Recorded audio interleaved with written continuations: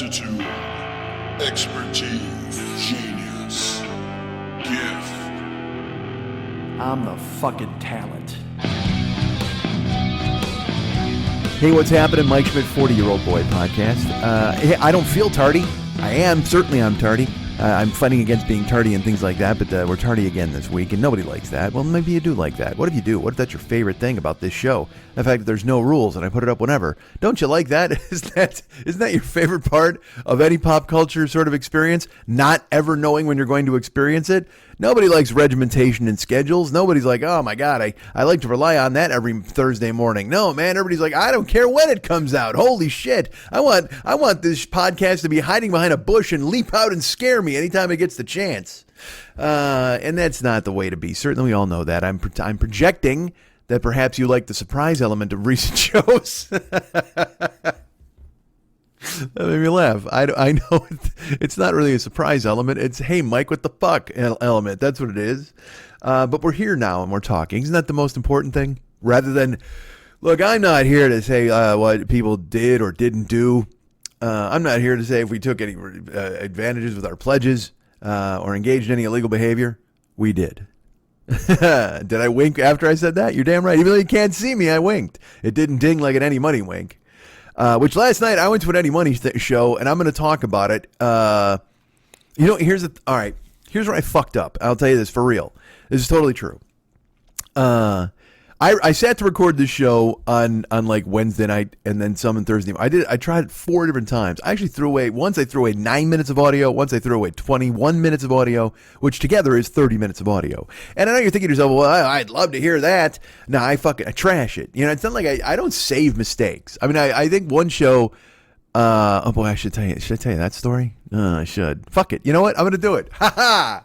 Guess what, everybody? I'm telling you the story of a show I had to cancel one time that I actually saved, because I lost my mind during it. Should I tell you that right now? Why the fuck not? Because this can't be some epic fucking bullshit show where I'm just talking in circles. Because again, I'm cowed. My head is bowed. I come to you hat in hand and hope you'll understand. Well, you know, it's a podcast and it's late and what the fuck. And I know I'm losing you guys. I know it and I don't want to fuck. I mean, because I get notes. I get notes from people who are just like super cool and all that. So I know I'm not really losing you, but at the same time, there's gonna come that trigger point, man. And am I just a fuckhead who's just like, ooh, let's look for the trigger point? I'm not sure.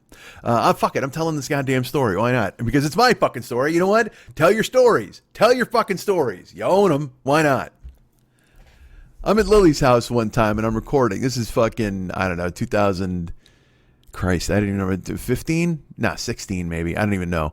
And this is when I'm in full on X mode. Okay, I mean I'm there and she's with me, but we're in the middle of one of the many fucking brawls that we had so many goddamn times. And also, let me tell you this. Let's talk about this for just a second. You know, I came to you and I've talked to you about this a little bit, where I've kind of shed some light on the subject and shown you, well, this has happened or this might not have happened, or guys, I'm sorry that happened and whatever the fuck.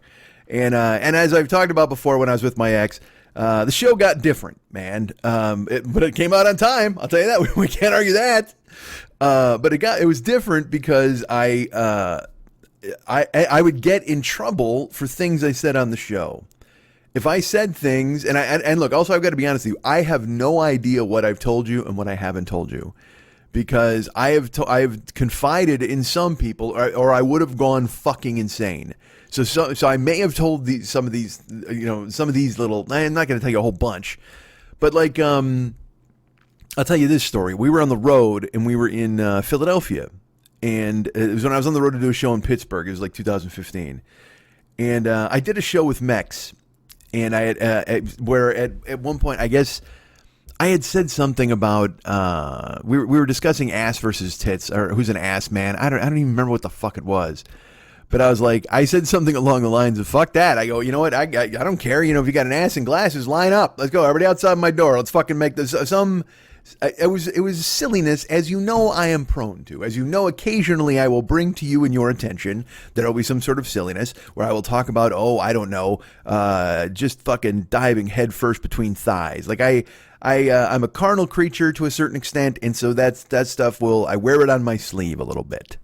So So Mex and I were talking, and also, by the way, I'm in the conversation with Mex, who's married for 1,000 years, and couldn't be less interested in entertaining any sort of outside interference in that institution.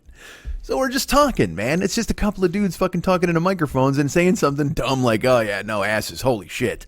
Yeah, just fucking line up. Let's do it. I'll fucking mow through all of them. I'll eat through all of them. That sort of deal. And I knew when I said it in the show with David, I knew, because every time I said anything that was kind of like that, it was not taken well in my relationship. It was not something that I could just just go, "Ah, man, come on, I'm kidding." And the thing that always fucking frustrated me the most was I would say shit on the show, and then I would get in trouble for it, and I'd go, and in my brain, I never really said it. I think I might have said, well, I mean, I'd say it sometimes, but not every time because it lost its effectiveness. I would say, Jill, you listened to the show for like 2 years before anything, before I even met you or talked to you. So you know who I am. You know what I do. You know what this is. But look, in fairness, the first 2 years of the show, I'm a married man and I'm happily married. And now, I'm talking to the woman who basically stole me, and who bailed on her husband. And so there's a lot to unpack. So I get that. So I try to operate with that in my mind, where I just be like, well, look, maybe she thinks that I fucking bailed on my marriage, and after talking the way I did for 2 years that she heard, and I've been with her, so maybe she thinks that as I say those things, I'm inviting stuff to happen, and then also we had an incident too. This is the thing, I don't want to fucking peel this onion, but so let's get back to the thing. So in Philadelphia, literally, it was Thursday morning. We were out and we were on our way to go. We were going to go to this bar and have the Schmitter sandwich. And I think we were going to the Phillies game that night, possibly, or we might have already gone to the Phillies game. Regardless, I get in the shower at the hotel. She's already showered and stuff. And I get out of the shower and I walk out into the hotel room, and she's sitting at the desk. They have the bed and the desk. Hotel rooms built. It's a fucking Hilton, whatever. And she's sitting at the desk and shoulders slumped. And the look on her face. And I fucking knew. And like whenever I saw this look, I was like, oh man, this is going to suck for like 100 hours. Like because I would either get the silent treatment or it would just be, and I'd get, dude, and here's the thing, man, the thing that drove me crazy, the first time she ever gave me the silent treatment, I got the silent treatment one time for like 9 hours during a night. And it was a dumb fight we had at her house. And this is a million years ago, 2014, maybe, I don't remember. And, might have been even 2013. Yeah, no, it was early because I had never seen it. Like everything had been proceeding very well, and everything was fine. And then we finally got together, and all of a sudden, this fucking weird thing exploded into a. It was. I think I've told this story in there. We had a fight over a plunger. The dumbest thing in the world, because it was some plunger thing at her house, and I said, "Hey, I'll do it." I was like, and she's just like, and she got freaked out, whatever the fuck, and then she wouldn't talk to me, and she went in the other room. She went in the bedroom and laid down, and I was in the living room, and I let it go for, probably a half hour where she wasn't talking to me. And so then I went in the room and I laid next to her and I spooned her, and I put my arm around her and I'm like, hey, come on, I'm not here often enough for us to fight. This is ridiculous. So, to just be quiet, and you gotta, and again, a half hour to me is more than enough time to get over a stupid fight. Like if there's a huge fight that's ridiculous and you're fighting about something that means something, then maybe there's a lot of stuff that you've got to unpack. You got to sit down and go through it. But if it's something that's just, again, it was a fight over a plunger. It was the dumbest thing in the world. And so now I'm spooning her, and she won't even look at me. She won't even turn her head. And I'm like, come on, honey. I go, I'm not here. I'm only here for a couple of days. I'm here for like 4 or 5 days, and I'm not going to see you again for a month. There's no reason to waste one of the nights here. And she wouldn't talk to me. And so it was that thing where then you turn into the begging guy. You know what I mean? Where all of a sudden you're like, because what I should have done, and but this is early in the relationship. Okay, but what I should have done was gone, all right, fuck. I mean, if you're just not going to talk to me, that's fine. And then I would walk the fuck out. But instead, I'm like kind of like holding her, and I'm like, come on, what's going on here? This doesn't make any sense, right? And I'm trying, because And look, by the way, you shouldn't be just the guy who goes, all right, whatever the fuck, right away. You should try, and I was trying. But again, I couldn't see any reason for this to continue. I was like, this is dumb. It's a silly fight over a plunger. I love you. What are we doing here? And so then I tried, and then I was like, come on, I don't, honey, seriously, I don't understand why you're going to be quiet. And I'm fully immersed in trying to get her out of her shell or get her to talk to me or get her to even fucking notice me because she looks comatose, man. She's just fucking staring straight ahead. She won't even look at me. Curled up in a fetal position, like, I got to put my arm around her. She kind of shifts so I can't. It was just fucking stupid, just dumb. And I tried for probably a half an hour, just go whispering in her ear and going, what are you doing? Da, da, da. And then she wouldn't talk to me. And so finally I went, and I had to just go, okay, all right, well, I love you, and I'm in the other room if you want to talk to me, whatever. And she didn't talk to me for like 9 hours. And it's this thing where because eventually you're just kind of going, this doesn't make any fucking sense. Like she just wouldn't talk to me. So that was one of her weapons all the time. In the beginning I would try to make sense of it, but then later on, here's what I did, and this is why things got to be so volatile a lot of the time. That would start, and I'd go, honey, come on, don't do this. You got to talk. Don't fucking ignore me. Blah, blah. And then what I started to do is then go, all right, fine. You don't talk to me. Fuck, who cares? And I would literally go in the other room. And I would like surf my phone or something, anything, you know what I mean? And she would then, after about a half hour, she'd come out of the bedroom and she'd go, who are you texting? Are you texting another girl? Is that what you're doing? Or are you texting your friends telling what a fucking bitch I am? Is that what you're trying to do? And I go, no, I'm checking hockey scores because you won't talk to me. Like, I don't know what's going on. Oh no, that's fine. If you'd rather sit out here on your phone, than see me. And I go, that thing where she'd spin it around on me. And there was a thing where I'm on the couch going, wait a minute. You were the one who didn't want to talk to me. I came in and tried to get you to talk to me. If you don't want to talk to me, I'm not going to beg you to talk to me. What the fuck?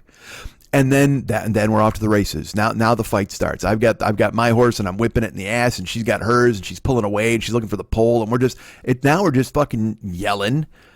And about nothing. Like, like one time, this truly, I don't know if I may have told you these stories. I don't even know why this is fucking coming out like a goddamn avalanche now. But one time, she used to bust my balls for money all the time, and I've talked about this, but it was like in a weird, like she would do this. Like when I got my car that I have now, my Camry hybrid, or no, is it a Camry? Yeah, it's a Camry hybrid. I bought it in Wisconsin and drove it home here. You guys all know that story. And then what happened? It had a factory radio, and I'm like, I can't have a fucking factory radio. I said I want to put a regular radio in it, so. I bought the car, and then before we left to drive to the coast, because she drove with me out here in the car, she said, well, let's go look at radio. So we went to Best Buy, and I picked out a radio and fucking amazing speakers with a woofer, subwoofer, and all that shit. And she's like, well, let's just get it put in there. And I go, well, I don't have the money. I paid for the car. And she's like, well, I'll put it in, just pay me back. And I'm like, all right, cool. So we went and we picked it out, and the guy installed it, and it was fucking great. And to this day, I have a great stereo in my fucking car. And then I wound up driving home, and then she came into my house, and I had all right, I'm talking about it. I had a book that I had bought to try to figure her out. That's all I'll say. I'm not going to get into titles or what I thought or any of that stuff because I'm not trying. I'm just telling stories, real stories. I'm just giving you the facts. So I had a book in my house that I had been reading to try to maybe understand what she would do and how she was acting. And she came to my house. We was great. She was going to stay for a few days. We're going to do the pool, the whole deal, and all that stuff. And all of a sudden, in the house. And by the way, these incidents are like years apart. Please don't think this is just like one weekend. You know what I mean? The plunger fight and then all this bullshit. She came to my house and she saw the book. Now, I will tell you this. She didn't tell me she saw the book. Here's what happened. She came to my house. Everything was great. We drove. We fucking came. We're going to spend some time at the beach. We're going to go out to the pool. It was going to be fun. And instead, she came here, and within a day, she didn't want to talk to me.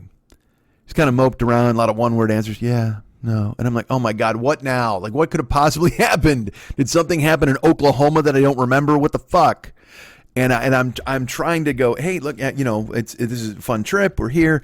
But at this point, this is happening, it would happen. She'd be great for, everything would be fine. And then all of a sudden this switch would flip and I would get this version of her and she would slump and not talk to me. And then she'd be texting with people and I wouldn't know who they were. And it was men and, so she didn't want to talk to me. Like, she's here and then she wound up, I think if I remember right, she left early that trip. Like she rescheduled her flight or something and whatever the fuck. So, I took her. She leaves, right?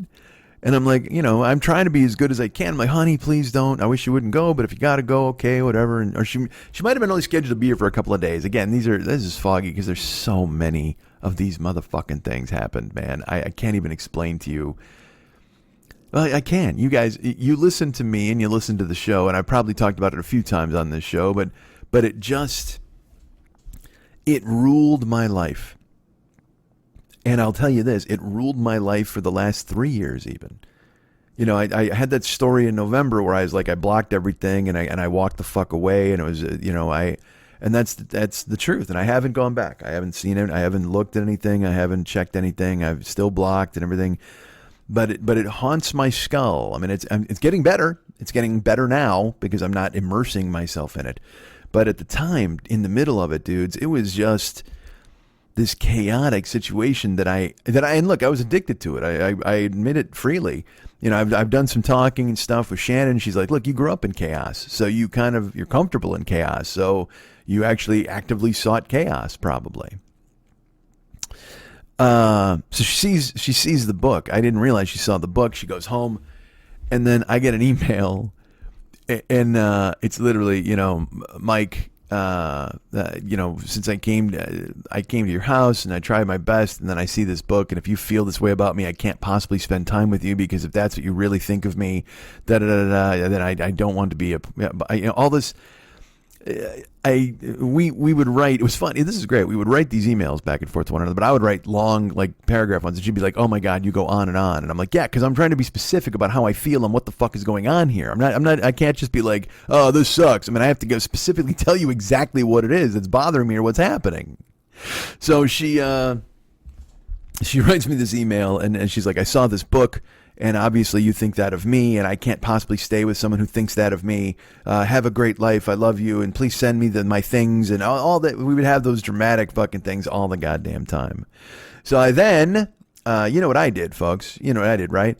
I fucking jutted my jaw and I wrote her a note and said, "Hey, look, man, you know what? I'm just trying to do the best I can to get through this fucking relationship, and I'm trying to learn about you and do what I can. And I don't have any professional diagnoses, but I've been doing a lot of research, and this sounds a lot like you."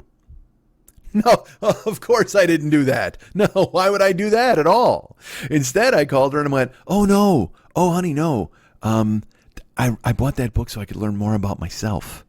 Like I'm wondering maybe if I might have some of those traits, and I'm trying to find out if I can, figure out myself and behave a certain way because I've done a lot of research and I think that might be." I fucking spun it around on me.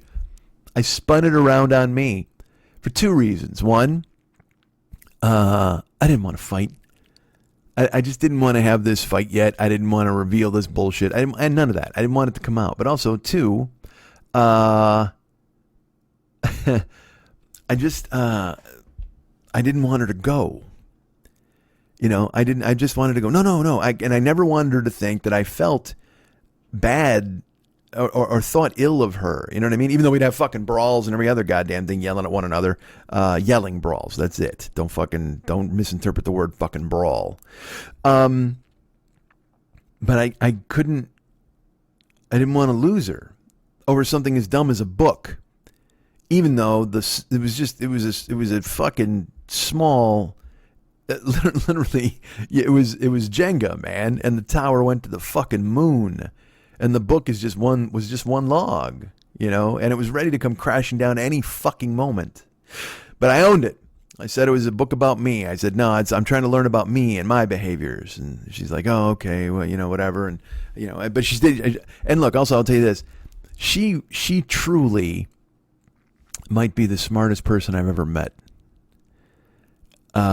She's prone to her, emotional outbursts and things like that, but it's calculated, all of it. Like as I've thought about it more and more, because I even told her one time, because she wrote me a note one time claiming dumb. She did something that was, for me, ridiculously egregious, and then she wrote me a note like shit where she'd just disappear for like 8 hours, and then I'd be like, we'd have a long conversation about it, and then it would happen again 2 weeks later, and I'd go, what the fuck? I go, we just had this conversation. I sent you an email about it. We talked, and she'd go, oh yeah, no, nobody had their phones out, or there'd always be some, but she'd always do what she wanted. She'd always do what she wanted, and there would be times where I genuinely thought she was making an effort, and then the same thing would happen, the same fucking thing, but I stayed.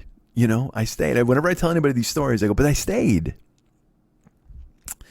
So to tie it back into the car and the stereo and what I would get, after the book thing, she went home, and then later that week we were talking, and it was like 6 o'clock at night or something. Oh no, it was 4 o'clock. It was actually 4 o'clock at night on a Thursday, I believe.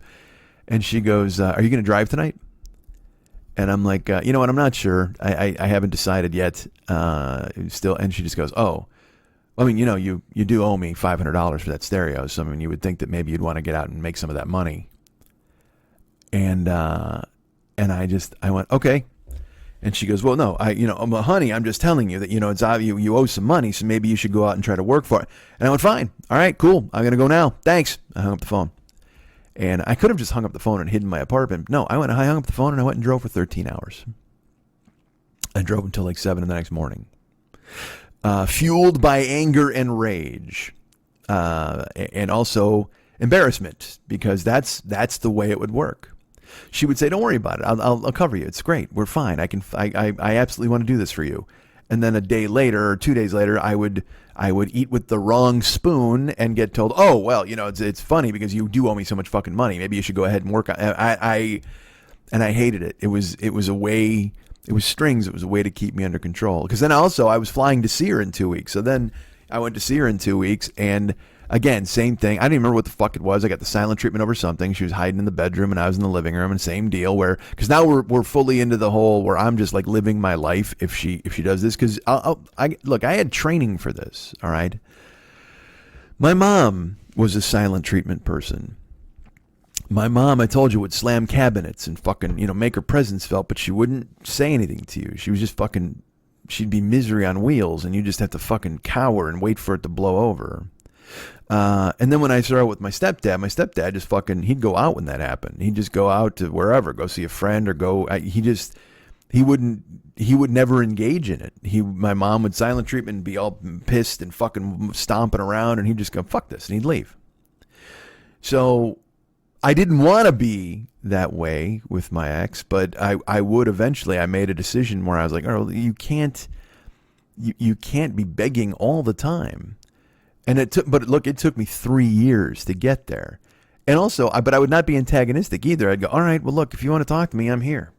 I love you. And I'd go in the other room. But then when I would do my own thing, then she'd want to fight because I wasn't miserable and I wasn't trying to win her back over.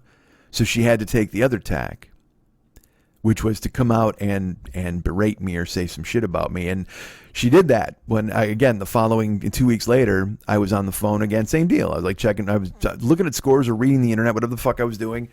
And she came out of the bedroom and she goes, well, I guess I wasted that $500 fucking dollars on you, huh? That's more money I can put on the list of things I'll never fucking see when I get back. And just started attacking me right at the weakest point, right at the sore point.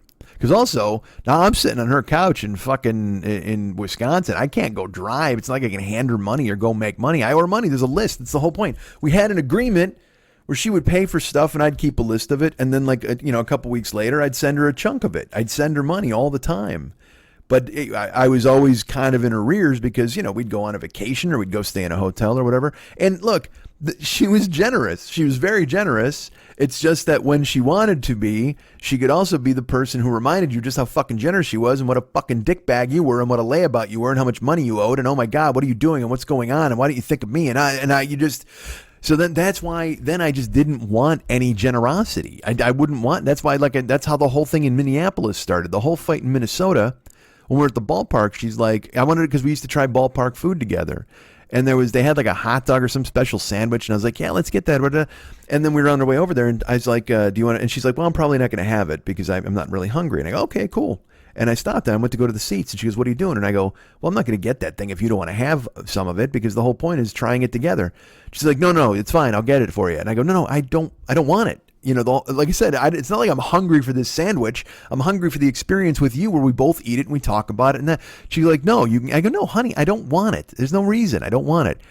And she fucking lost her mind. She fucking freaked out, walked away from me. You know, and in the ballpark screaming at me. What the fuck, man? I can't understand. You know what? You it's not about money. Don't freak out about money. And go buy gear, whatever the fuck, because that's a whole fucking show. Because I walked away in fucking Minneapolis and left her in a hotel room because she walked away and left me in the ballpark. And then that night, fuck it, why not?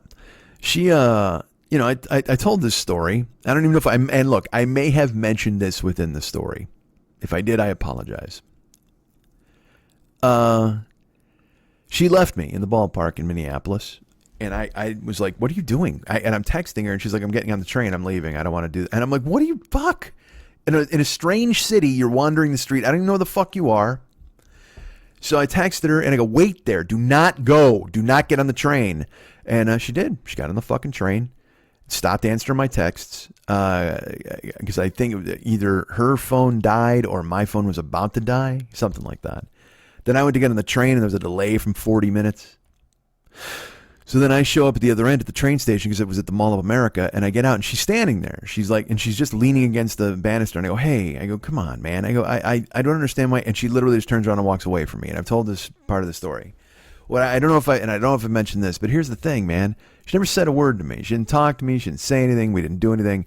And then, you know, a bunch of crazy shit happened, and we get to the hotel, and then I just pack my bags, and I get the fuck out, and she's crying in the hallways, you know, asking me, please not. And then she's like, don't leave me in a strange city. You can't leave me in a strange city. Oh, my God. And I'm like, you just left me in a strange fucking city. Like, what the fuck? And I left. I went and slept at the airport and took a flight to Chicago. And then the next night, I recorded the show where I kind of pulled the curtain down a little bit about what was going on. But then she posted, and she would do this a lot. She would weaponize social media. I've told you that she did that in the aftermath of our breakup on Twitter, where she would write stuff like that was about me. You know, I knew it was about me. It was always intimating stuff about me, or a narcissist, or I was this, or I was that. And it was funny. It would always be shit that I would be like, well, you know, this is you, right? You understand this. I mean, you can call me out and say a bunch of shit about me all you want, but this is you. But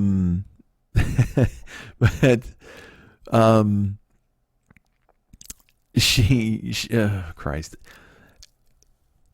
like the next morning after all that shit hit the fan, I might have talked about this on the Minnesota episode, and I'm sorry, because again, I don't even know why this happened, why I'm doing this.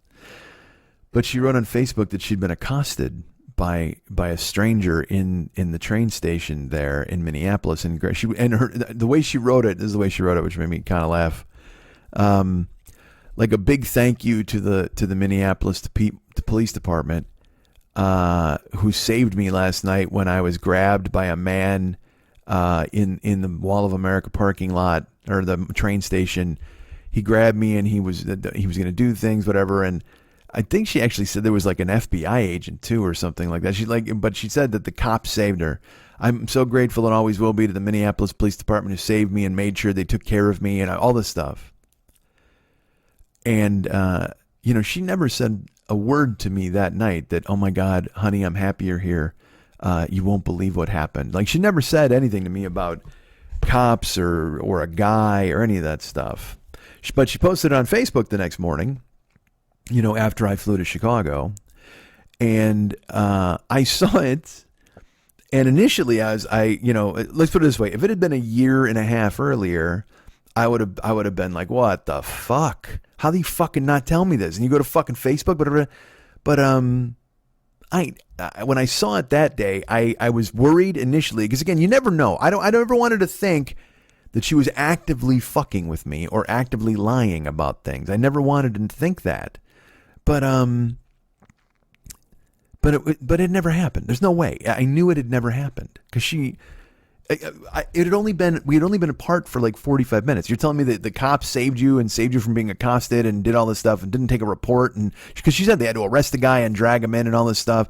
And then but also here's the best part. Like, I showed up at the fucking train station. She's there alone. Like, you mean to tell me they would leave you alone in the fucking train station at the Mall of America after you were accosted by a guy for being alone, and you'd be comfortable with being alone? You wouldn't say, and then when I show up, you wouldn't go, oh my God, or run to me and jump in my arms and go, oh my God, you're not going to believe what happened. Or, oh honey, I'm so happy you're here, or any of it. No, I got silent treatment the rest of the way, all the way to the hotel. And it was, and you know what's funny? Even now, as I'm telling you this part of it, which I think I may have already, I'm sad, like, in case she really was grabbed by some dude and the cops had to save her. But there's no way that happened. There's no way it happened. And I was so used to these fantastical things that would be on social media, where I was like, oh man, give me a fucking break. So she posted that the next day, and people, like listeners, actually on her post wrote, how did Mike not break this guy's jaw? Where was Mike? What was Mike doing? And the entire purpose of this post was to, in my opinion, embarrass me and make it look like I didn't take care of her, because that was another trigger point of mine, was not only money, but also protecting her, taking care of her, making sure she was okay. And that was why it would, because it was always a sticking point whenever I would say, hey, look, if you're going to go out, man, do me a favor, text me, tell me where we're going to be, and text me when you're home safe. That's it. In the beginning, that's all I cared about. I was like, have fun, be safe. Just make sure you keep in touch and let me know what's going on, because she's, 2,000 miles away. And then after it dawned on me that she was never going to do that, I would just go, all right, well, where are you going to be? And what's going on? And she wouldn't, occasionally she would tell me, but most of the time she'd just be out or gone. And I wouldn't. And again, I have such a trepidation of going into this now, where I'm talking and in my brain, because again, I never wanted her to be the villain. It was not a thing I ever wanted to do. But it's fortuitous that I brought up the Minneapolis thing and then the post on Facebook, because that gets into the thing I'm about to tell you. When I say to you, I don't know what I've said on the show, it's true. I don't know what I've talked about, because I've also talked about things that happened to other people, to the point where, like, some people were like, I can't fucking listen to this anymore. Max was like, dude, I can't fucking drop it, either bail or just, you can't fucking tell me this anymore. Because it wasn't good for them. Because I have that thing inside me, I've told you, where if you start to tell me a story and it sounds like it's not going to go well, I will literally say, tell me the end of this. Tell me it turns out okay. And then you can tell me a story for 4 hours. I don't care. As long as the ending is good, I will listen to your long-ass story. But I have that inside me where I don't want to, it freaks me out to listen as you are put through horrible twists and turns. And if I don't know that you're going to wind up okay at the end of it, I'm sick to my stomach almost the whole time. And I know, for a guy who has a storytelling podcast, that's probably a weird way to be, as you're all waiting for outcomes and things like that. But it's just, that's just how it was. But so Max was like, for his own mental health, he's like, look, dude, I can't fucking listen to this shit anymore. Or I can't. It's going to fucking, because he was with me when some shit hit the fan once. And then he's just like, why are you even going through this? And I'm like, dude, it's a long story. I don't even want to fucking, oh man, should I tell this story? No, that one, maybe another time. But it was one where Max was like, he was with me when it happened. And he's like, why are you even fucking going through this? What are you doing? What's the point? And it was very hard for me to explain to people, that this, I loved this person and didn't want to go away. But also I had invested a lot of my own worth in this person. And so to leave would be, I don't know if it was my self-esteem that would have taken a blow, or, because look, there's no secret. I lived that relationship very loudly. I lived it on Facebook. I lived it on social media. A lot of photos with me holding that person or whatever. And we'd go on trips and we'd go out together, and I made her an unbelievably important figure in my life, in that if someone like this could love me or want me, that was a good thing. that meant that I was worthy of something, that I was a good person, I was worth it, you know? And what's funny is that it was, you know, was it superficial? Probably, because of the way we looked together, what I thought of her. And, you know, as I've talked about, there was one aspect of our life that was beyond reproach. So essentially I was a high school kid. And I've done shows like this where I told you she was my first girlfriend, really.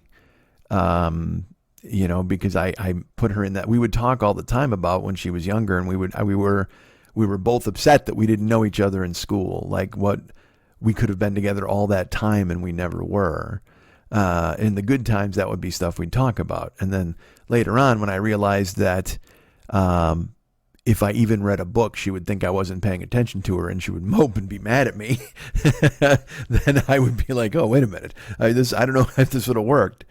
You know, it's funny because she would always ask me to move to Wisconsin. She'd be like, you know, you should just move here. Because initially she was going to move here. That was the whole plan. Her kid was going to graduate school, and I loved him. He was the best. And once he graduated high school, she was going to move to California. We were going to make a move. Well, I look, man, I knew in the first year, once the stuff that was happening started to happen, because it didn't happen super frequently early, but then when it started to really happen, when shit started to really fucking, every time I get the sound treatment, or she'd do this, or she wouldn't answer a text, or she'd be gone, or she'd be with a different guy. Like one time, I think I told you this fucking story, and if I didn't, if I did, bear with me, because again, I don't know who I've told what to. One time I was working, you know, it was a barbecue house. And I had texted her that morning, and you know, she didn't answer me or whatever. And then she said, yeah, you know, and then she answered me, and she's like, oh yeah, I don't know what's going on, I'm not sure. And then I texted her. I was in between shifts, and I said, hey, what's happening? She goes, oh, nothing. She goes, I went to lunch, and then I'm now I've got to go here. And I go, oh, who'd you have lunch with? And she'd go, and this happened a couple times, and she just goes, oh, well, you don't know them. And I'm like, okay, well, that's fine. If you tell me who it is, then I'll know who it is. And she goes, no, it's not. Why? You know, it's not that big a deal. It's just an old friend, you know. So I went to lunch with an old friend, and I go, okay, I get that part of it. And I wasn't mad yet, you know, but I was like, if you're not, finally after like 4 dodges, I went, who are you having lunch with? Just fucking tell me. So then I look crazy, you know what I mean? Because she makes you ask 4 times. If you just tell me the first time, then fucking, I'll just go, cool. How was it? Was it cool? But it was a guy that that she had. It was an ex, all right. But he wasn't really an ex in that they dated. He was an ex in that I can't expose too much. But it was a guy that she had previously had a like a physical relationship with, and I didn't even know she was in contact with this guy. Like I had no fucking idea. But she was like, she said his name, and I go, who's this? I don't even know who this is. And then she tells me who he was, and I was like, that guy? I go, all right. And she goes, yeah, but it's just lunch. Who cares? And I'm like, oh, fine. But if it's just lunch, why wouldn't you tell me the first fucking time?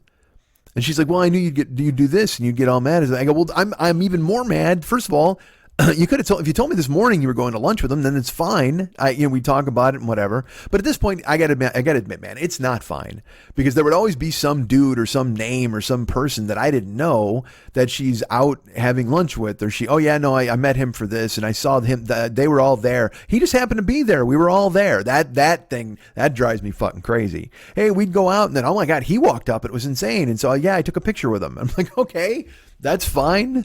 But it would just, that shit. But then I would have a picture. I'd take a picture. Like when I went to Podfest once, I took a picture, and she's just like, who's this? Oh my God, who's this? I'll tell you this story. Holy fuck. God, there's a lot of nothing. I know this show, and look, it's a tardy show, folks. It's very tardy. So she would, one time I did a show at the Improv. This is totally true. And I may have told this fucking story too. Again, I don't remember who I've told stories to. I did a show here. I did a 40-year-old boy show here at the Improv in LA. And I didn't get a great crowd. I probably only had like 10 or 12 people there, but it was fun. You know, I told a couple of stories. Eventually, I just got off stage and sat in the crowd with the microphone and talked to everybody. It was fun. But a listener to the show was there, and she had brought a friend, and I wound up because this friend did not know who I was. Everybody else was kind of familiar with me and my nonsense. You know what I mean? So talking to them, it was fun, and I got names, and I said hi to everybody. But this friend, this new person, because if I find a new person, I'm going to zero in on a new person, because then you can learn about them, they learn about you, and you see what I'm doing, whatever. So this person was in town from somewhere, and so I wound up talking to her. And every time I do a joke, I'd be like, all right, is that okay with you? And I made her the go-to. I made her kind of the button of the whole show. Or I would do a joke, or I'd tell a story, and I go, are you with me? Are you still with me here? And she'd nod or whatever, she'd say yes. And look, she might have hated the show. I got no fucking idea. But all I know is the person who listens liked it, and that was fine. So after the show, and then I texted Jill, and I'm like, all right, I'm here, and the show was great. I took a photo. I sent her, because this is what I would do. I'd say it's great, and I'd send her a photo of me with a listener or me with somebody else. She always knew where I was at. She always knew what I was doing. She always knew who I was with. Then we wound up going to Fat Dog to go out and eat, and we went to a place, and it was a group of us, and we ate and had a good time. And I had Ubered to the Improv. I forget why. There was some reason why, like either my car was dead or something. And so then this listener, she and the new person, who actually then I wound up getting to know over eating a little bit more. She was in town. She was a great friend of my friend, and we had a really good time. And then my friend gave me a ride home. She said, "You need a ride home?" I said, "Sure." So I got a ride home from the two of them, and they dropped me off, and it was great, and everything was fine. And I got in, it was late, and then I texted her with the 2-hour time difference. I'm like, hey, I just got home. We went out afterwards. We talked, like I said, and I got a ride home from this person and this person. And she goes, they drove you home? And I said, yeah. And she goes, so now she has your home address. I'm like, yeah, I guess so. But I don't think she kept it. You know what I mean? I just told her where to go. And she goes, oh, so she can just stop by whenever she wants now. She can just come over whenever she would want to. And now we're deep in our relationship. Now we're a good year and a half, 2 years in, and I'm getting this shit and I went, what are you talking about? I go, it's somebody. I sent you a picture. It's a person who's a listener. It's a nice person who's a friend. It's not. And I got my balls busted because now I got driven home by these two women who then had my home address. And I even said, like, it was so absurd. I'm like, what? Do you think I'm going to fucking have a 3-way with these people and text you about it? I mean, it's fucking insane. I got to ride home. And then, but the double standard of this for me was then she would do stuff like that. And I would say, what are you doing? And then she'd go, oh my God, it's just, you don't know this person. And then I would get called crazy for asking questions when she could ask me all the questions in the world and she would be upset. But then I would get upset because I'd be like, what? Like one time, dude, she had all right, fuck, I'll just say this. She used to get up for work. She had to work at 4 a.m. So she'd be up for work at 2:30. So one day, she tells me that she has a neighbor. And I think I told you this neighbor who moves in was a guy who had tried to sleep with her. He had basically, on Facebook, I had seen it. He had triangulated her position to try to find out where she was, like literally writing other people going, hey, is that girl Jill there? Keep her there. I'll be there. Like, this was early in our relationship. And I was like, what the fuck? And she even told me, this is creepy as fuck. I hate this. This is fucking so weird. I don't understand what's going on. He's the guy who walked up to her and he put a quarter on her leg and he said, hey man, give me a call whenever you can, whatever the fuck. So it turns out later on, and again, I might have told you all this fucking thing, I know, but it turns out that dude, she looks at me one day, we were at her son's football practice and she's like, oh my God, you're not going to believe this. And I'm like, what? And she goes, the guy who owned the building rented out the apartment next door to the house. And I'm like, oh, cool. And she goes, yeah, it's Eric. And I'm like, excuse me? And she goes, yeah, it's, and she says his full name. And I go, he's now going to live next door to you. And she goes, yeah, wow, that's wild, right? And she had told, like, all right, fuck. She had told me it was really creepy that he was trying to meet her and it was creepy that he was bothering her, put a quarter on her leg. And because this is really early in our relationship. And then one day she said she had gone for a drink and she was at the bar at this place. And then she was like, yeah, no. And then I had to head home and whatever. I said, oh, who were you with? And she goes, oh, no, it's like, yeah, I was over at and she kind of skated through it. And I go, who are you with? And literally on the phone, she goes, Eric. And I went, excuse me? This is way before he moved in. I go, excuse me? She goes, Eric. And I go, Eric. And I said his name. She goes, yeah. And I go, the motherfucker who tried to meet you, who like really, you said was stalking you on Facebook and liked all your photos and you thought it was creepy and he was a weirdo and he put a quarter on your leg and said, call him when you had a chance. And she goes, yeah, he's a nice guy. And I go, whoa, when did he jump into fucking nice guy territory? Because I'm in LA. I don't fucking know. And I'm like, when is he a nice guy? What the fuck? And she goes, well, it was just, it was raining yesterday. And so I saw him walking. And I pulled over and I said, hey, do you want to ride? And he said, yeah. And then he asked if I wanted to go get a drink instead. And we went. And I'm like, wait, what the fuck? Hold on, man. Hold on. This dude who you said was stalking you and was following you on Facebook and trying to find out where you were and liking your photos, and you said he was a fucking creep. You saw him walking on the street and you pulled over to give him a ride? Well, yeah, I'd give anybody a ride. It was raining outside. Get fucked, man. There's no way. There's no way. And like, I lost my mind. I was supposed to go out there. I was ready to cancel a fucking trip. And I was like, and then she was like, honey, no, you don't understand. Oh my God, you're overreacting. Da, da, da. And I'm like, well, you didn't tell me you were with him. Like, I had to drag it out of you. Who were you with? What were you doing? Who were you? And you finally you sighed and said, Eric. And you're like, because I knew you. She goes, I knew you'd do this. And I'm like, well, of course I'm going to do this. You told me he was a fucking creep who was stalking you. Why the fuck are you picking this fucking guy up in the fucking street, man? And that's 2014.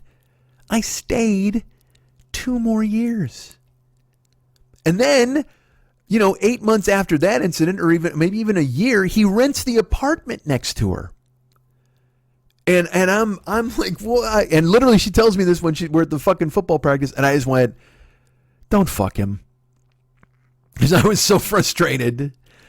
And she flinched like I had fucking slapped her. It was fucking terrible, man. Because I'm not proud of myself that I fucking said it. But she's like, yeah, oh my God, Eric's moving in next door. I'm like, what the fuck? Why? She goes, well, he needed an apartment, and I had put him in contact with him. And I go, oh, so you kind of made this happen? She's like, well, I'm just trying to help somebody if he needs help. He was losing his other place. And then I went, just don't fuck him. Because it was like so frustrating a moment for me. And I'm not proud of it. It was a shitty fucking thing to say. And she blinked like, what? She goes, I can't believe you just said that to me. And I go, I can't believe it either. All right. But you know who this guy is. She goes, he's my friend. And I go, all right, fine. He's your friend. But we know who he used to be and what he did. So, of course, the dude moves in. And then, of course, like 3 weeks after he moves in, or it might have even been sooner than that, she tells me, she's like, oh my God, it was so weird this morning. And I'm like, what happened? She gets up, she has to be at work at 2:30 in the morning. At 4, so she's up at 2:30 in the morning. She jumps, she has to get showered and dressed and ready for work. And she says, yeah, Eric came over this morning. I'm like, what do you mean this morning? Like, you work at 4? And she goes, no, he came over like he was drunk, and he came over. It was like, I was blow drying my hair, and I heard a knock on the door or whatever.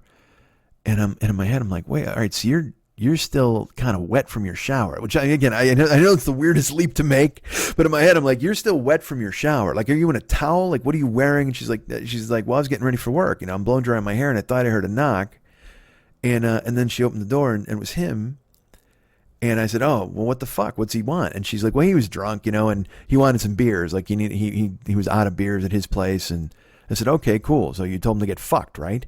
She's like, well, no, it was weird. Like, he came in and I'm blow drying my hair and we're talking, and he's hanging out. And she goes, it was so weird because he said he had like a girl over at his house, and that's why he was here to get beers. He's with a girl because he needed some stuff. And I go, whoa, hold on. You let him in the fucking house? She goes, well, yeah, I'm just getting ready for work. And I go, you let a man in your house at 3:00 in the morning, 3:15 in the morning? She goes, well, I know him. It's not. And I go, no, I go, but I don't fucking know him. I've never met the fucking guy, and he's in your apartment? She goes, well, yeah. And I go, and in my head, I'm just like, you're 5'1", you weigh 98 pounds. Do you know if he was a big dude. He was fucking, he's like 6'3" and whatever. It doesn't fucking matter. You don't let a dude in your house. She's like, oh, he just wanted to borrow some beers. And I'm like, but then he stayed there until she got ready and left for work. So he had a girl in his apartment, and he was going to, and I in my brain, I go, he didn't have a girl in his apartment, right? And she's like, yeah, he did. And I go, then he hung out with you for how long? She goes, I don't know, a half hour. And I'm like, okay. So he left the girl alone in his apartment to go visit his fucking neighbor and get beer. Like, I mean, and she's just like, oh, honey, you're overreacting to this. And I'm just like, you've got to be kidding me. But here's the thing, that shit would happen. And that's why when anything harmless would happen and I'd get my hackles up or I'd freak out a little bit, she'd be like, oh my God, this is so crazy. And I'd go, yes, but you don't understand. There's 10 other things that make me think that this is something. Don't you know this? Don't you know this? When I explained to her once, I said, it's like sitting at a desk and there's one of those fucking ceilings above you with that bad cardboard fucking tiling shit above you. And someone keeps throwing garbage in it. Literally, someone keeps throwing garbage in the ceiling, and you ignore it, you deal with it, you ignore it, you deal with it, and eventually the whole fucking ceiling caves in your head and you're covered in garbage. And then you fix the ceiling, you think, and then the person just keeps throwing more garbage in there and you let it happen. You know, it's one of those things where like you deal with, I ignored 20 things, and then the 21st thing is the thing where I fucking explode and I lose my fucking mind. So, this is all over the fucking place. Jesus Christ. And now I'm pot committed. Now I don't even know, where are we at here? Almost at an hour. So the whole thing of doing this was in service of telling you a story that, so the thing is, Lily, she used to be the sounding board for all of this. Like, I'd be like, I don't fucking understand what's going on. I don't know what's happening here. Because there'd be, when I would fight back, you know, when I wouldn't text back, because I told you that thing where she'd ignore my texts for like, you know, all night. And then in the morning, like I would normally be like, hey, hey, babe, I'm going to sleep now. I hope everything's okay now. I turned to my little brother, Andy. Soup's real good, Mom. Liar! Well, I would literally be like, hey, babe, I'm home from work. I hope you're having fun or whatever you're doing, and I hope it's good, and all this fucking bullshit. And then in the morning, I would text when I woke up, hey, I'm up, you know, getting showered, heading to work. I hope you're good, da-da-da. And then she'd text and she'd be like, oh yeah, you know, I fell asleep last night, or I didn't have my phone on, you know, that shit would happen. And I would try to be the cool boyfriend, because there's nothing less sexy than someone boring you with stories of their ex. There's nothing less sexy than someone constantly smothering you and going, where were you? What were you doing? Where were we going? You know, I tried to be a trusting guy, but it almost was like, then when that happened, she would do something, she would do a little more, and then the next time a little more, and the next time she'd, go out and take a photo with somebody and then post it, and then wouldn't answer my text. Like she would always be pushing and pushing for me to react to things. And it would just be, it would be insane. Like one time I took her to dinner here with two really good friends, my friend Heidi and my friend Mel. We went to sushi. I think I told this story on here. I don't even know what I've told people. But she went out to dinner, and I couldn't wait for her to go because I wanted her to meet Heidi and Mel. You know, and also look, I wanted to show her off to everybody. That was the whole thing. I mean, I was fucking smitten head over heels, and I fucking invested hard. Where I was like, no, this is it. I would tell her, you're my happy ending. You're my finish line. This is it. You're my perfect fit. You're forever. When we're 80 years old and holding hands on the beach, it's going to be fucking amazing. But I would say those things, and then in my head, I knew in the first year, I was like, well, that shit's not going to work, because I couldn't sit quietly with her without her thinking I was ignoring her or plotting or planning something. It was weird. I told you this, like she'd be getting ready to go. We'd be going out, and I'd be sitting in the living room watching TV. I was ready. I was showered and whatever. And I'd be watching TV, and she'd be in the bathroom, you know, doing her hair and whatever. And then she'd come in the living room and she'd like sit down, and I go, hey baby, you ready? And she'd go, what do you mean? I go, are you ready? She'd go, oh, well, I mean, if you'd rather just watch TV, I guess, you know, we can go ahead and stay here. I'm like, what are you talking about? I'm just waiting for you to get ready. She goes, well, you haven't even asked me if I'm ready, or you haven't checked on me or anything. Like she'd go, why wouldn't you check on me? Like, why didn't you see if we were ready to? I'm like, honey, I'm ready. I told you I'm ready to go when you're ready to go. I'm just, babe, this is nothing. She goes, well, if you want to finish your game, that's fine. I'm like, I'm just killing time, babe. I'm waiting for you to get ready, and then we can go. Is that okay?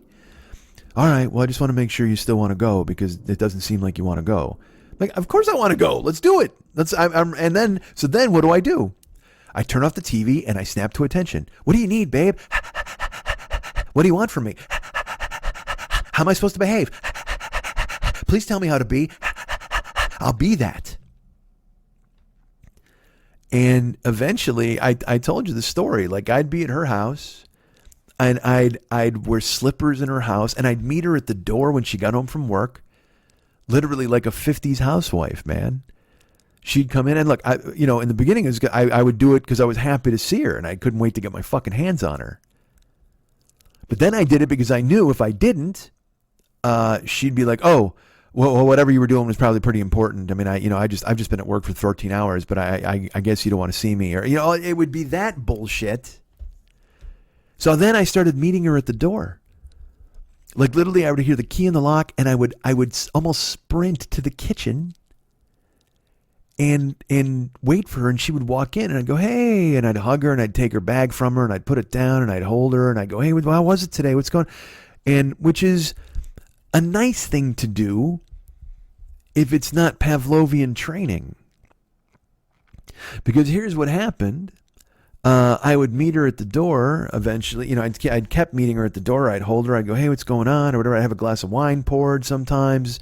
And then one time she comes in and I go, hey, and I go to hug her. And she goes, you know, you're smothering me. And I was like, what? She goes, yeah, it's just, I just got home, you know, just give me a second. You know, you're right here all the time. You're like right on my heels. And I wanted to fucking explode. I wanted to fucking scream so loud the house collapsed. Because that wasn't me. I had changed who I was fundamentally so I could greet her in the kitchen and be like, hey, baby, how are you? What was your day like? And I care how your fucking day is, but I don't want to be there fucking in an apron and a house coat hoping you've brought my balls back from work. So when she told me that, and I was just like, what the fuck? I was so, because then I knew I was betraying myself. I knew I was betraying who I was inside by acting like this. But I felt it was what was needed to do to keep her happy and keep her there. And to try to at least keep the peace and not have a fucking fight every 2 weeks, every week, whatever the fuck. So, you know, Lily used to hear this shit all the time. And I mean, and so Lily would say to me, all right, so I think I told, so what I was saying is she didn't text me one night. So then in the morning, I didn't text her. I would text every night. I would text every morning, and I texted her like twice one night. And then finally the third time I went, all right, I'm going to sleep. I haven't heard from you, whatever. So in the morning, I never heard from her. And then in the morning I got up and I said, fuck it. I'm not texting to say I'm up. I got showered. I went to work. I didn't hear from her all day. So finally at 2 p.m, I get a text and it says, well, obviously we've broken up or something's wrong because I haven't heard from you, which is fine. Just make sure you let me know if you want to send my stuff. And then I texted her. I go, I haven't heard from you in like fucking 14 hours. She's like, well, I was out. You know, I didn't get to the phone. And I go, yeah, but then I didn't. So I got up this morning. I didn't hear from you. Why the fuck should I write you if I haven't heard from you? Well, I was waiting to hear from you this morning. You know, if you would have said something, then I would understand. You know, and I'm like, because and again, all that is bullshit where you know you fucked up. And you want to put it on me and put me on my fucking heels and start a fight, rather than have any questions asked about where you spent the fucking night or what you did or who you were with. And it's funny because Lily used to say to me, you know, she'd be like, whenever I would go through and I would talk about this before the show. And it was funny. I had to get it out of my system before the show or it would have bled into the fucking show. So Lily had to sit there and fucking listen to me go on and on about what the fuck was going on and what was I going to do and how the fuck was crazy and stuff. She's like, you got to walk away from this. I'm like, I know. And then I would, because that became my mechanism. All the time, I would just pack my suitcases and leave. I would literally just leave. One time I walked fucking 2 miles and then took a lift to the airport in Milwaukee for $40 just to fucking bail because of some shit that happened on a Sunday night. It was insane. But Lily would also say to me, because Jill would say, oh, who were you with? Were you cheating? What did you do? Oh my God, these girls or whatever. Any listener who would you know was nice or was friendly, you know, she'd freak out and say, oh, are they going to come to your house now? All that, it's just fucking bananas. But then, like I said, she's got a guy in her house at fucking 3 a.m. And I could never get her to understand why that was so egregious that she would bust my balls about shit, but then do worse stuff. And Lily said to me, she like, you know, Lily told me more than once. She goes, you know, all that stuff that she's accusing you of doing, she's doing it. And I'm like, what do you mean? She goes, I hate to do this and I hate to say this to you, but anything that she says to you that she thinks you did, or if she starts a fight on a false premise about you seeing a girl or you doing anything, she goes, all she's doing is covering up for what she did and making sure you don't ask about what her behavior's like, because you're always on your heels and you're always on the defensive. And sure enough, like, I mean, I didn't want to believe it. But then I go online and I read about, I did all this research about stuff, and it always said it's projection, and they do it on purpose because they know what they did. And so it's not even a case of they do it so they think you do it too. It's just I keep saying people will do that because they don't want you to dig deeper. When you're constantly in a defensive stance, you can't go on offense.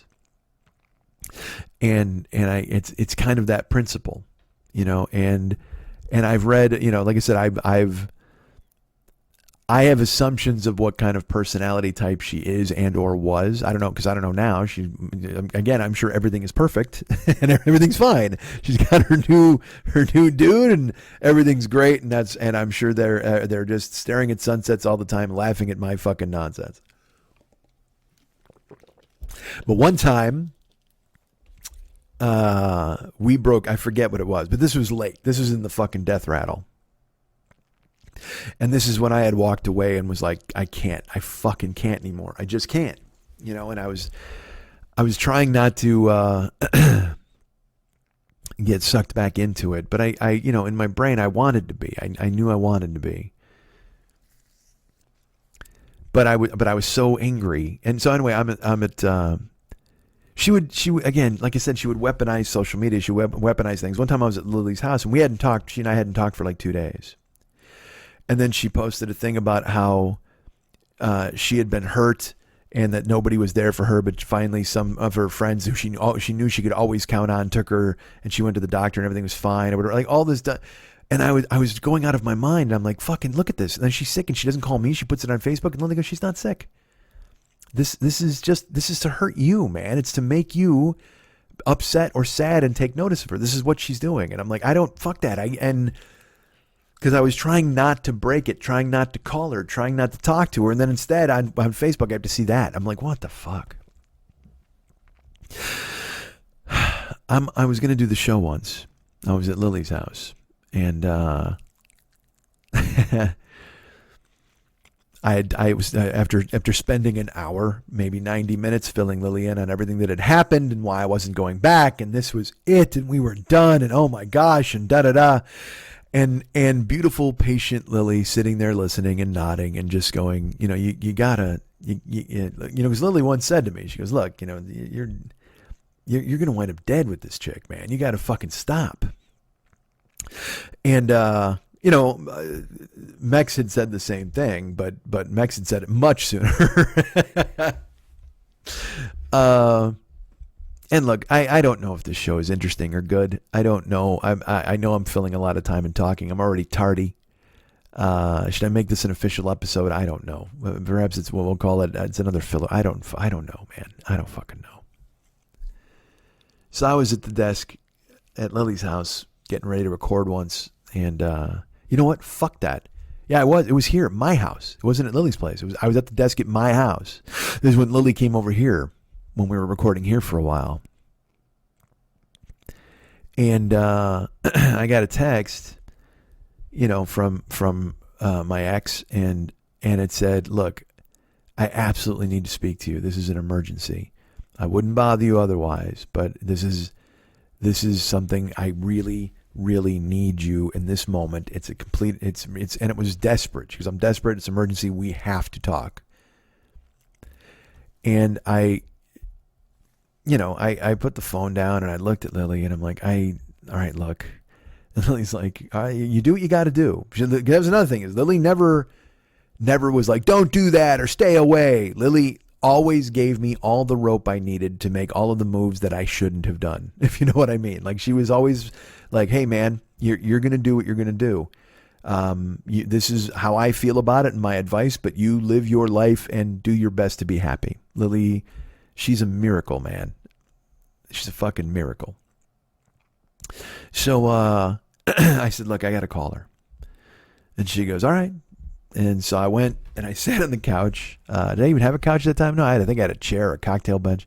And I sat down and I called her and I said, hey, what's going on? And she told me that she was late.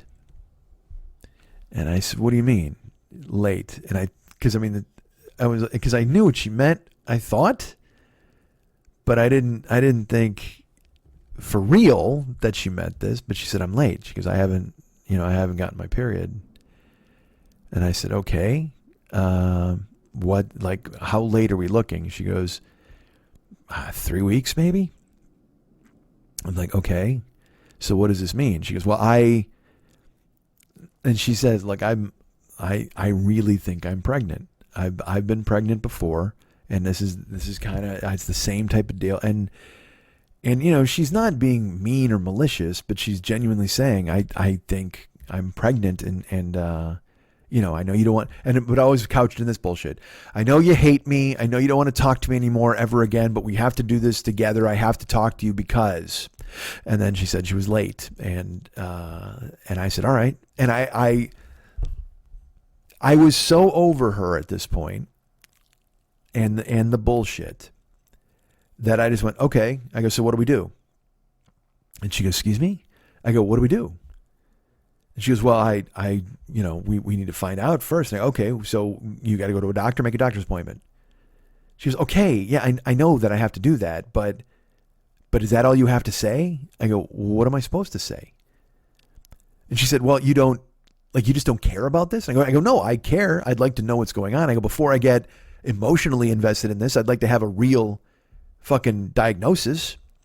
She goes, oh, so you don't, like, this doesn't mean anything to you at all? I go, no, it'll mean everything to me if it's the case. I go, but what I need you to do is I need to see some paperwork that says that it's true. She's like, oh, you're kidding me. And I go, no, I'm not. I go, she goes, I'm scared. Aren't you scared? Like, I'm really scared right now. And this is what you're telling me I've got to get paperwork? And I go, no, listen to me. Don't misinterpret.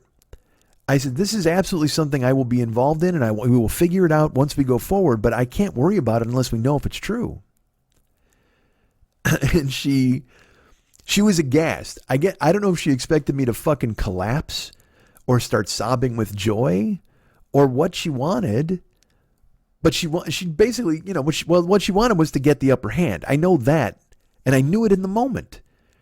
So I wouldn't capitulate. I wouldn't give her the satisfaction of going, oh my God, no, I'll fly there immediately. We've got a baby, any of that shit. I wasn't going to do that because I didn't know.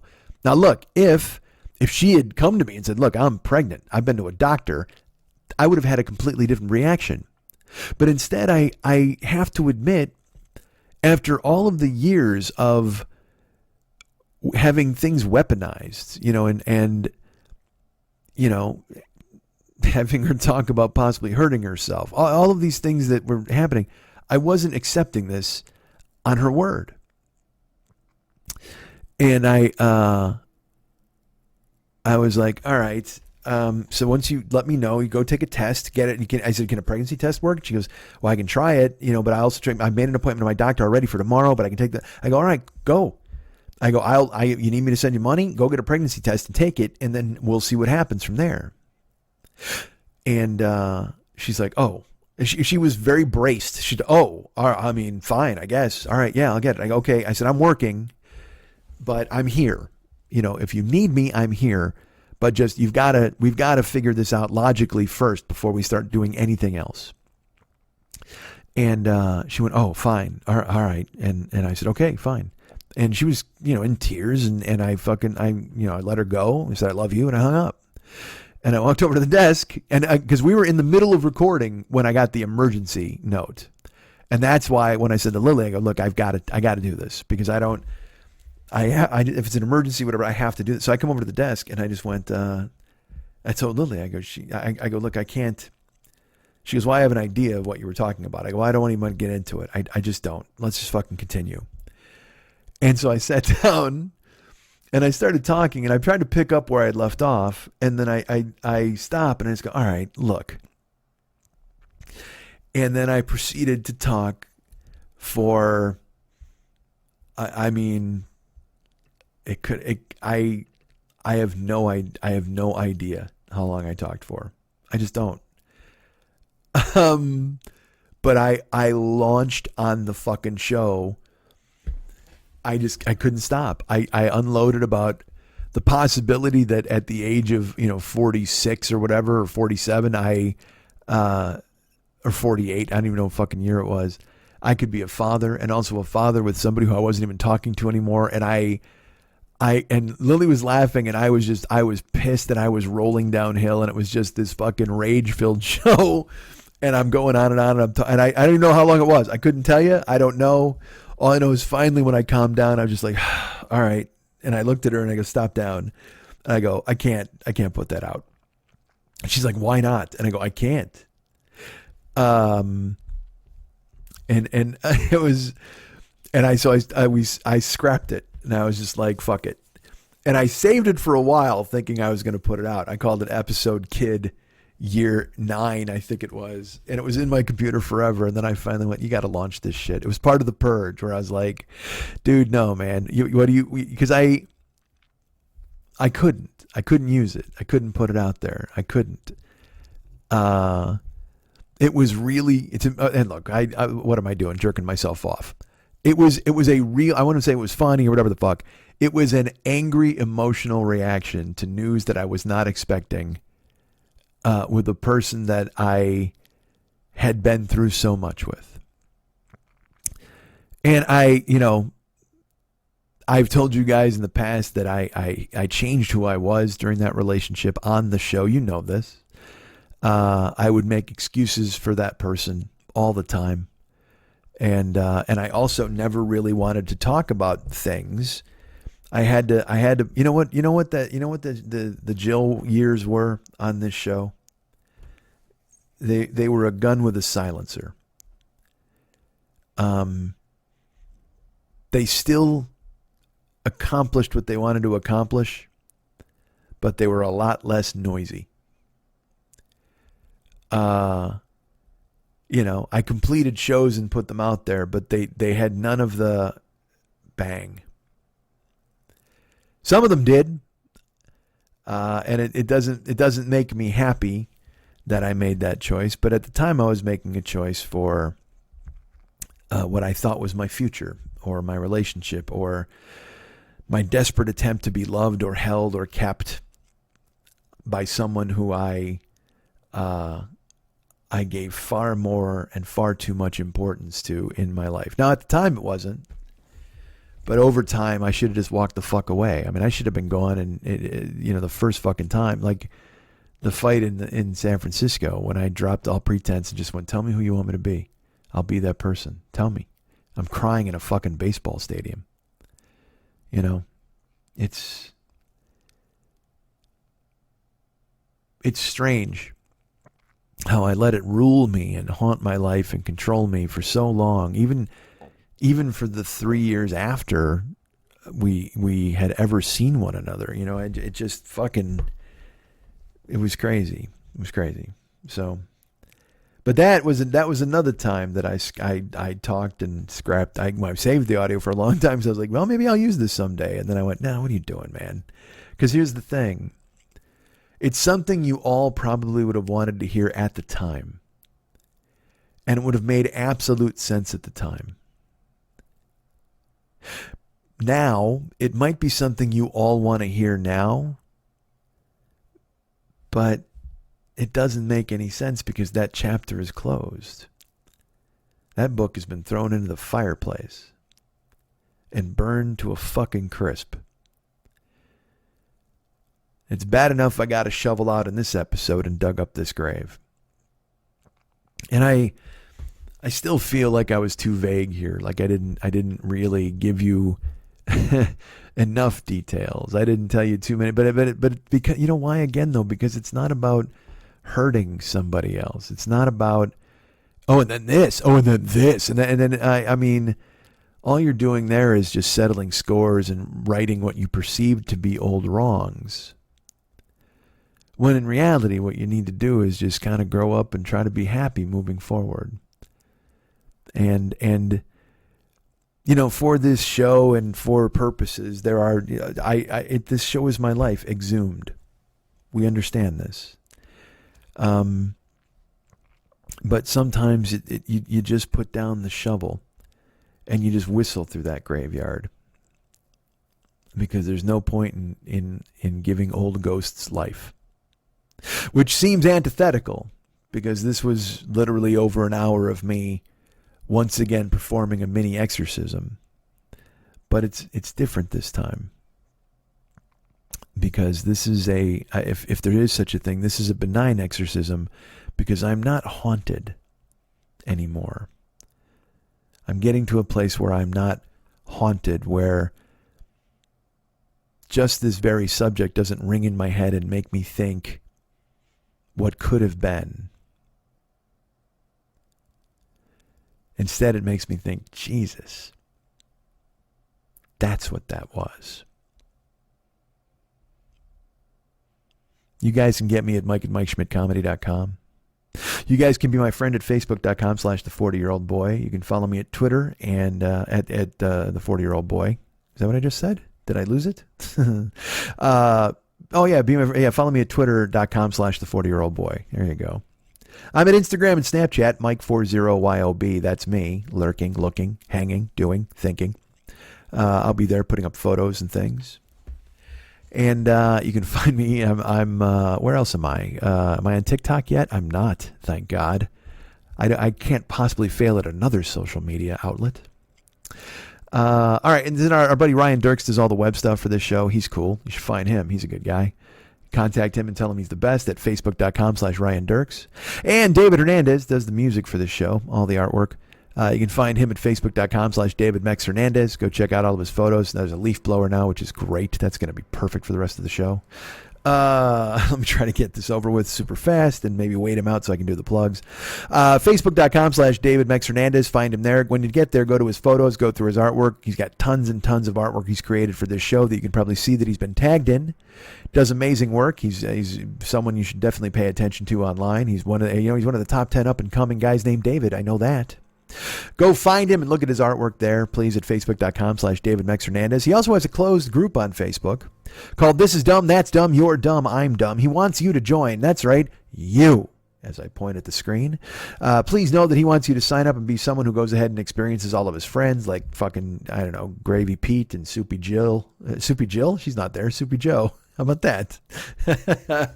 No Soupy Jill. But go ahead and join that group. There will be questions if you try to join, and just answer the questions like a grown-up, please, and then you'll get into the group. And then, hey, it's memes and fun, and everybody hates Jesus. That's good. So go ahead and, if you hate Jesus, this is the place to be. If you're thinking to yourself, Christ, I hate Christ. That made me laugh. Hold on. Christ, I hate Christ. This is where you want to go. I think there's actually a self-hating Christ in the group, if there is, possibly. I don't know. I'm not sure. But you'll have to check it out. This is dumb. That's dumb. You're dumb. I'm dumb as I yawn. Check it out now. Go and look at it. And here's the thing. Look at all the artwork he creates. He's got just the other day I saw a woodchuck banging a weeble. That was fun. So go ahead and look at that. And again, he's got, of course, see-through Wilma, I think is her name. So she's there showing off her fucking ass to everybody. It's a great place. You should go and be a part of it. Go write a request. I want to be part of this, and then you answer the questions. You're in, and boom, now you hate Jesus. It's just the way it works. Everybody must hate Jesus. Everybody must hate Jesus. They hate him when he's got holes in his hands. They hate him when he's healing all the bands. They hate him when he turned the fish to stone. They hate him drinking wine when he's all alone. Everybody must hate Christ. All right, so go there, please, and become a friend. A friend of Bill. Dude, that's what you got to do. Become a friend of Bill W. and join this group. Hi.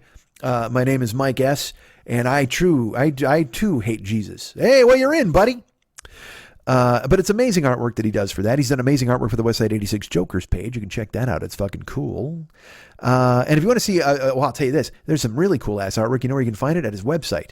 And why is this last when he doesn't really want it to be last? I just love the cadence of it on the way out here. Now, he doesn't really not want it to be last, but I'm just saying he might not want it to be last. But anyway, so here it is right now. Go to his website, artbydmh.com. That's artbydmh.com.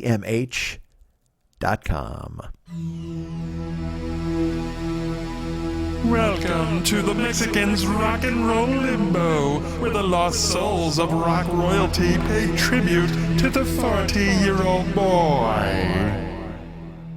Schmitty's 5 years old, into show and tell he strolled. Nobody ever told him it's the wrong way. No, it's not cool, brought a bullet into school. Who you think you're gonna fool, it's the wrong way. He ain't too smart for the school he attends, so he's gonna read porn to his friends. Salty tears running down to my shins. Fishback fell through the ceiling and then it caved in. The bat signal shot from where he sits, just from thinking about some tits, it's the wrong way. Don't know what's up, but he is only a pup, so just wait till he grows up in the wrong way. The only family that he's ever had, a mom for angry brothers and a drunk ass dad.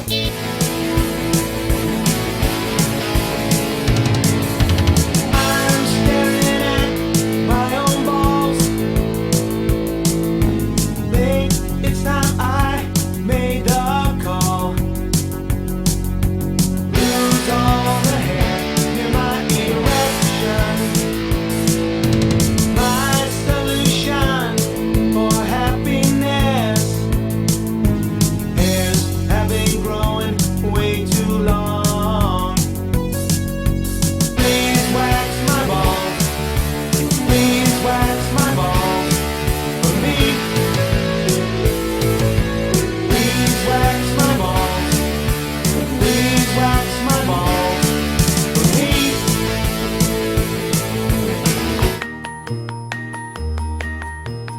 Father's Day, Daddy pulled us closer. Go and ride the indoor roller coaster. I'll be in the beer garden all day. Hey, hey, hey. Father's Day, what a rotten bastard. Won't wake up because he's fucking plastered. Looks like Mom will have to save the day. Hey, hey, hey. Father's Day, following my brother on our way. Try to call her mother, think she'll say you'll never spend another weekend with Dad.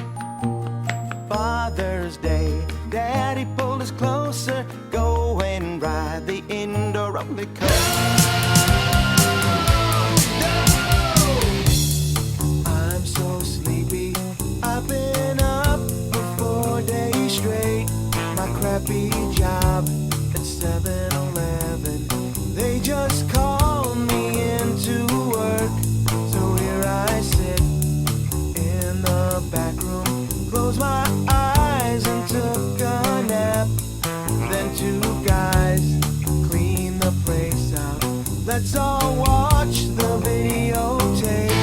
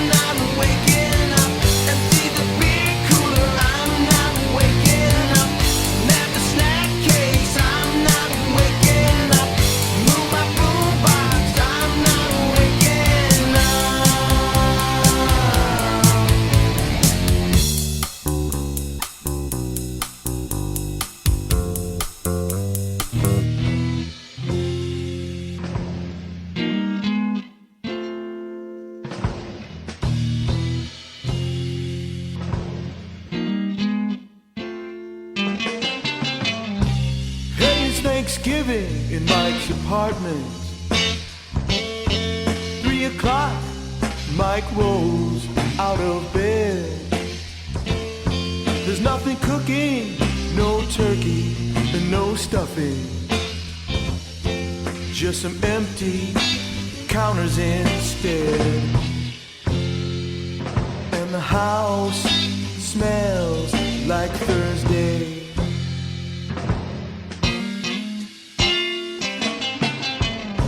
Accusers caring of ruining the happy memories from yesterday's life.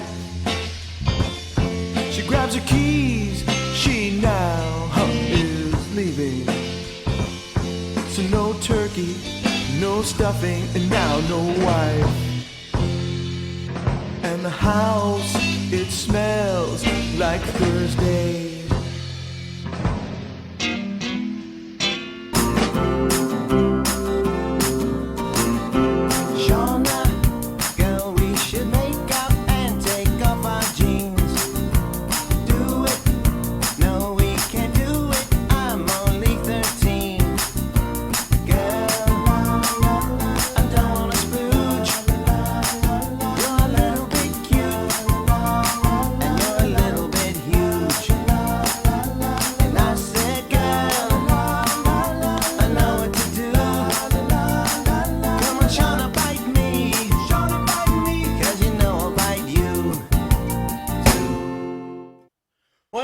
Suspended from Bolingbrook High School, I had the bright idea and put forth the proposition that I could seek refuge in George Arnold's house.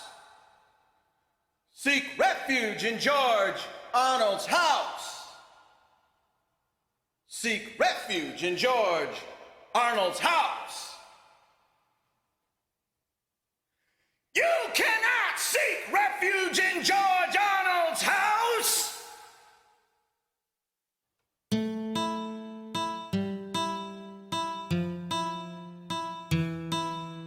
Now I'm hiding in the shower. George's mom came home to pee. Oh yeah, I heard her pee.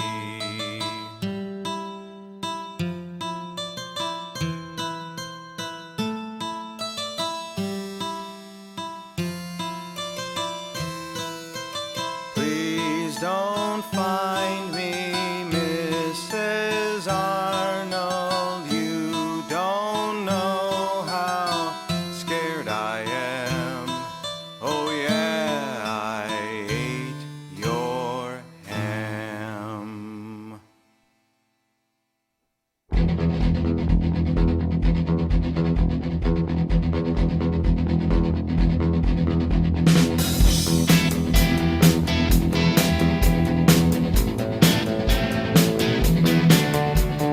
Whoa, whoa.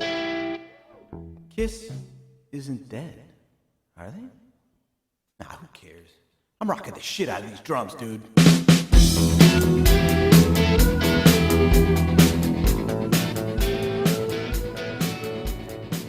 Sponsors? Well, of course there are sponsors for this show. I don't know why. Sponsors for my ridiculous head.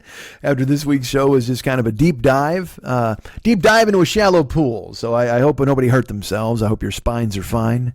You got fine spines. God, I'll tell you what, Mama, that's a cat call that you won't hear often. Woo! Mama, that is one fine spine. So we have sponsors for this sort of thing. And one of them is a key sponsor, probably the sponsor who, I will admit is the best cook. This is the best cook who sponsors the show. How about that? Let's say that, which is a big deal to me because, as you know, I'm a food fetishist, although I did some cooking of my own self this past week. Maybe we'll get into that in a second.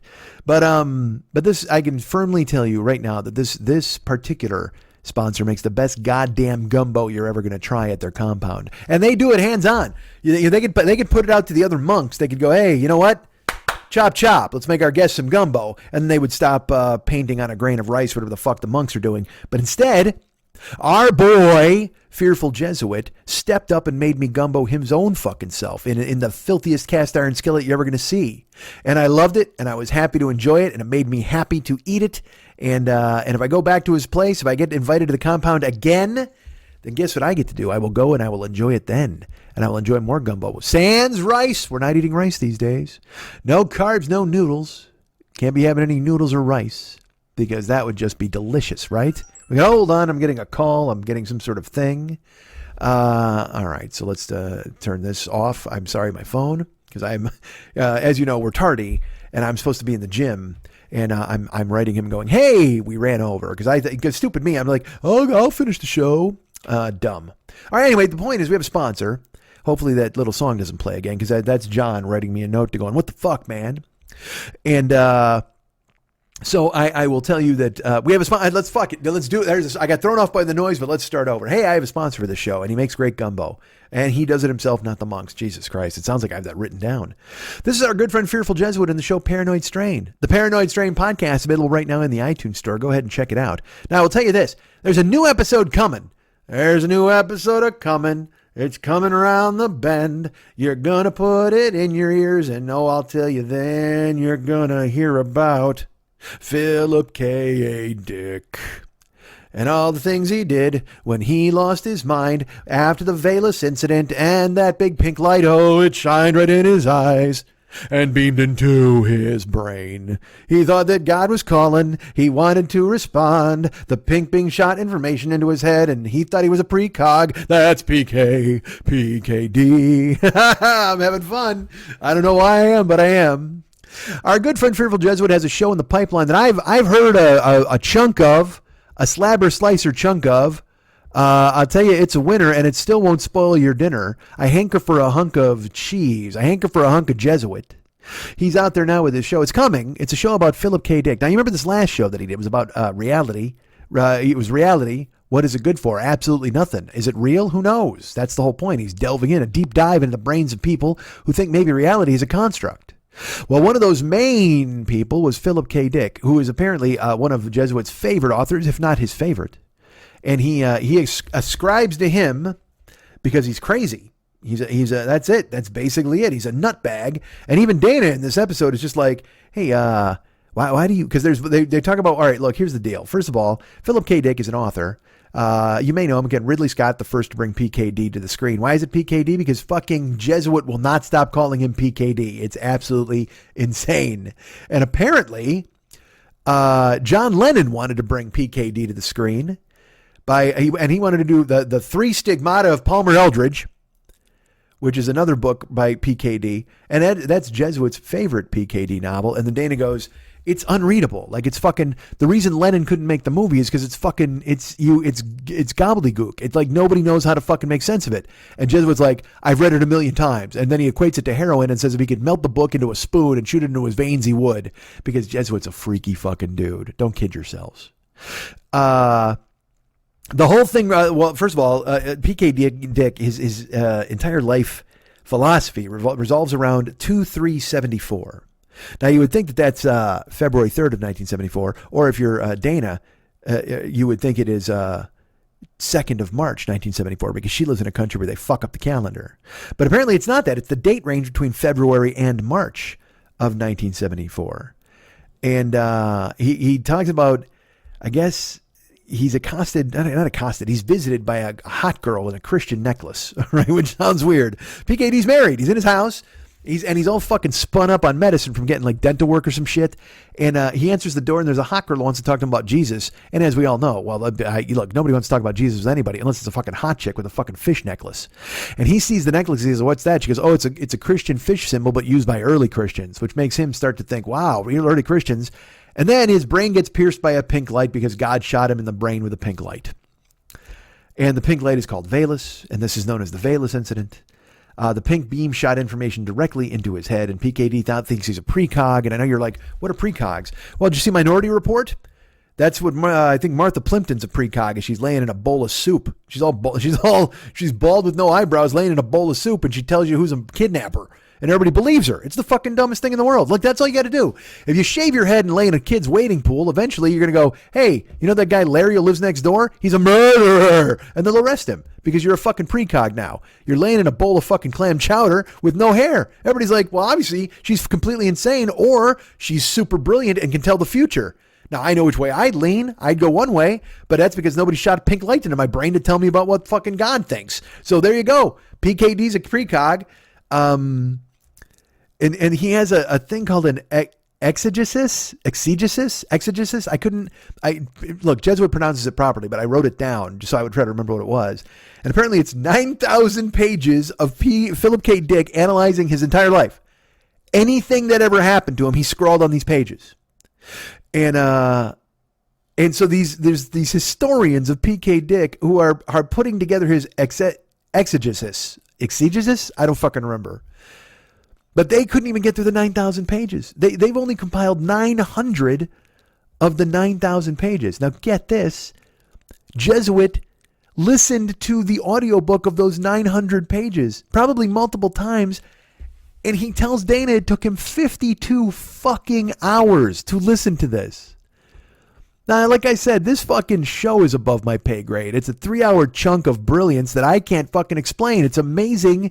And this one's a little, I will tell you, this one's a little easier for me because it's a deep dive into a certain guy. When the last one with the concepts and the reality, the one's available now. Oh, first of all, I should say this. Subscribe in the iTunes store. Please subscribe to our friend Fearful Jesuits show. It's there and it's lurking and it wants your attention. So please go ahead and find a way to subscribe to The Paranoid Strain right now in the iTunes store. Leave a review, if you would, saying how great it is, how amazing it is, how much you learned. Tell him you learned it from me, or no, you learned it from him, but I sent you there, so I'm kind of by proxy. I'm Fearful Jesuit by proxy. So I'm telling you to go ahead and sign up and get it there, or write him a note. paranoidstrain@gmail.com, paranoidstrain@gmail.com. Write him a note and say, hey, dude, this show's incredible. Mike sent me here, told me to write you a note, and I'm excited to do so.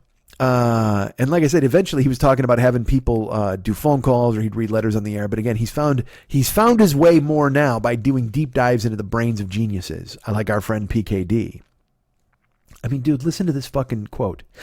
Fucking PKD would suffer with extended fugues of unexpected philosophical, pseudoscientific, highly conspiratorial mental synthesis. Okay. And by the way, that's not a diagnosis. That's Jesuit saying that about the exegesis or whatever the fuck. He was explaining why he loved it so much and why he listened to 52 hours of the audiobook. And he said, this is a guy who had extended fugues of unexpected philosophical, pseudoscientific, highly conspiratorial mental synthesis. And my favorite part is Dana Eucorn just goes, Jesuit, come the fuck on. Like, she's just like, she's had enough too of his obsession with this psychopath. But boy, is he on board. And it's just, and also they start getting into, I guess PKD thinks that he's living in dual timelines, like he's living now, but he's also living in 38 CE. And then Dana's like, well, that would be AD. And so now I've got CE, I've got AD, I've got PKD, OMG, FOH, fuck out of here with all of this stuff, man. I learned the word orthogonally, which is history running at right angles, I believe. Again, I'm trying to make sense of this.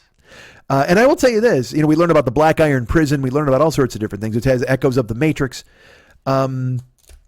But Jesuit, I'm going to pick a bone right now on my own fucking show. Jesuit takes a shot at me in this show. He's going to pretend he didn't, but he fucking did. Because he and I will text back and forth. And when I ever get on this show and I get on one of those benders of how the world is awful and how things are going to hell, and I'm bleak and I don't see any hope, he'll write me and he goes, literally, he will say, and I've told you this in past episodes, hey, this is the best time to be alive ever in the history of the world. Like, there used to be a black plague. There used to be this planes dropping out of the sky. There was a gas shortage. He mentions all this in this episode. And he's like, terrible things were they were afoot in 1974. And he speculates that maybe that has something to do with PKD's fucking mental state. But he always tells me, in a text even, or he'll write me or he'll call me and he's like, this is a good time to be alive. Like, this is actually the best time in the history of the world to be alive. Everything's fine. And I'm like, the Arctic shelf is melting. Gases are escaping. It's going to be 145 degrees here in like 2 years. He's like, you're wrong.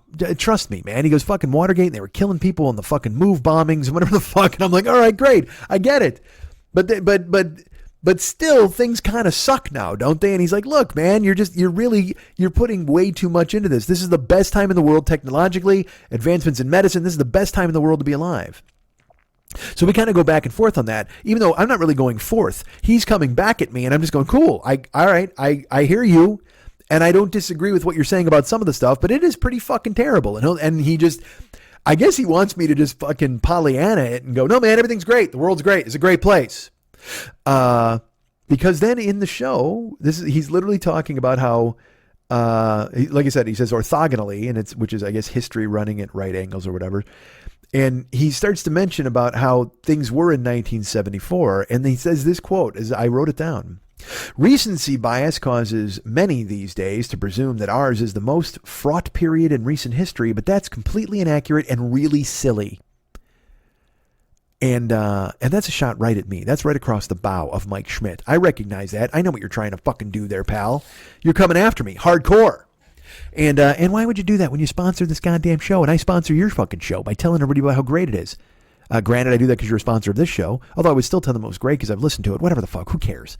But he takes this fucking shot. Look at that. Fires at will at me.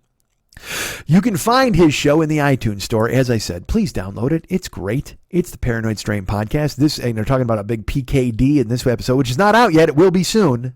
But go listen to the reality episode again. Lose yourself in that and get ready for yourself for some PKD talk.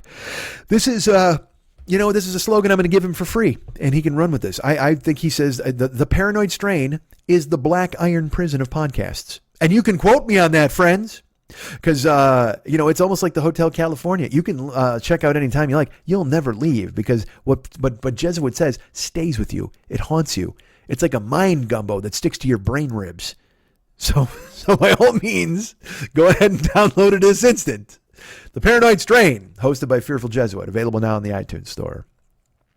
My friend Rob Matsushita also has a podcast you can listen to. He's a good guy. He's pretty fun and nice. He has a podcast called The Knife Drop. And let's see if a new episode is out yet. Hold on. I'm pulling it up. Knife Drop Podcast. It's on Stitcher. I'll tell you that. It's on Stitcher. It's on Anchor. The most recent episode is still episode 11. 11. I call that episode Stranger Things, huh? Wasn't that chick's name? They talk about, of course, Opportunity Knocks, which is Dana Carvey's movie that everybody hated. One of the best horror movies of last year, One Cut of the Dead, which is not a Dana Carvey movie or one that anybody hates. And the domestic thriller When the Bow Breaks. That's available. And all of the episodes are available. Again, like I said, 7, 8, 9, 10. The holiday special was number 8, of course. It's available at Stitcher. It's available at Podbay. It's available at Anchor. That's where you want to find the Knife Drop podcast. Again, the most recent one is available now. Episode 11 came out a little earlier in February, and I'm sure they're working on episode 12 furiously, frantically right now as I speak. Go do Big Slim McGroovy a solid. Go help out our buddy Rob Matsushita and download and subscribe to the Knife Drop podcast, where you will learn, again, all about Opportunity Knocks. And I'll tell you what, that's fortuitous, because right now Opportunity is knocking for you folks. If you'd like to hear a great podcast, well then, by all means, Opportunity telling you right now to go over to Stitcher, Anchor, or Podbay and get the Knife Drop and listen as they talk about When the Bow Breaks. I know you want to do that. Opportunity is knocked, friend. Fucking answer it. Rob Matsushita and the Knife Drop podcast, available right now where finer podcasts are sold. Hey, I have a Patreon. That's right. This is what I'm doing on a fucking Friday as the show comes out late. I beg you for money because I'm a weirdo. There's a Patreon page. You can support this show if you want. I'd appreciate it. That'd be pretty cool if you did. Patreon.com/the40year-old-boy, or at least go to Patreon or search 40-year-old boy Patreon. You'll find me on there. I'm there. Should I tell you about Uber and Lyft anymore? Nobody uses it. It's boring. I'm doing it. But if you guys want the code, Jesus Christ, it's been blazoned on your brains at this point. But if you want it, ask me and I'll tell you. Cameo exists. Hire me for Cameo. I actually have one pending. It came in, and I've been running around a lot the last 2 days, so I haven't been able to get to it. But I will. I can't say who it is, but there is a Cameo pending. There's a Cameo on deck for you from someone who cares very much about you, and I can't wait to tell you about them and me. Let's do all that stuff. Why not? This is so stupid. So Cameo is an app that you put on your phone. You can go ahead and download it and hire me to do the devil's business, and the business is good. Killing is my business, and business is so good. Find me on Cameo. It's $20. 20 to you, 15 to me, 5 to them. Look at that. What a great relationship we have. So go ahead and find the Cameo app and hire me to do something. Tell you that you're great. Talk about the NCAA tournament. Let's preview some baseball. Let's talk about fantasy baseball. I'll do anything you want. I'll jump through whatever fucking circus hoops you got, just to make up for the fact that the show came out on a Friday, goddammit. But it's available now, the Cameo app. Go ahead and put it on your phone and find me and ask me to do cool-ass stuff and talk about a bunch of stuff to a bunch of people you know, and I'm happy to do it as I tap my finger like this to make a point. Go get it. I'm there on Cameo. I have an Amazon link. If you go to MikeSchmidtComedy.com and you go to the merchandise page, which is the Joe Business page, you will find the Amazon link right there. Click on it, and then you're shopping. We get money, they get money, you get stuff. You're going to Amazon anyway. You're buying stuff. Look, we're destroying this world together. Why shouldn't I fucking profit off of it? Go to my page again, MikeSchmidtComedy.com. Go to the merchandise page, and which was the Joe Business page. Click through, find the Amazon link, and ding, ding, ding. You're shopping then, and I get fucking coinage. I get big time fucking bouillabaisse off of you and all your spending. So go spend a ton, please. Fund this fucking show and keep me alive. Keep yourself alive. Keep yourself alive. Use the Amazon link and keep Mike's show alive. Do that now, please. Do you think it's getting better every day? You know who's asking me that? That's fucking Jesuit. He's going, do you think it's better every day? That's my imitation of a Brian May guitar. Please use my link. Go to MikeSchmidtComedy.com. Go to the merchandise page. Click on the Amazon link. And hey, you're shopping. I'm making money. We get money. They get money. You get stuff. It keeps me afloat. And I like to be kept afloat. What else? I've covered it all, right? Oh, Twitch, man. I'm on Twitch. Did you know that? I'm on Twitch right now, lurking, hanging out, having a good time. Having a good time. I'm a supersonic game player now, and you're watching me as I play video games now.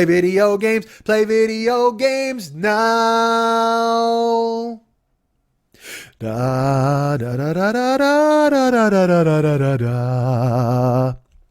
Fat Bottom Mike, he's playing video games right now. All right. I don't know what the fuck's happening.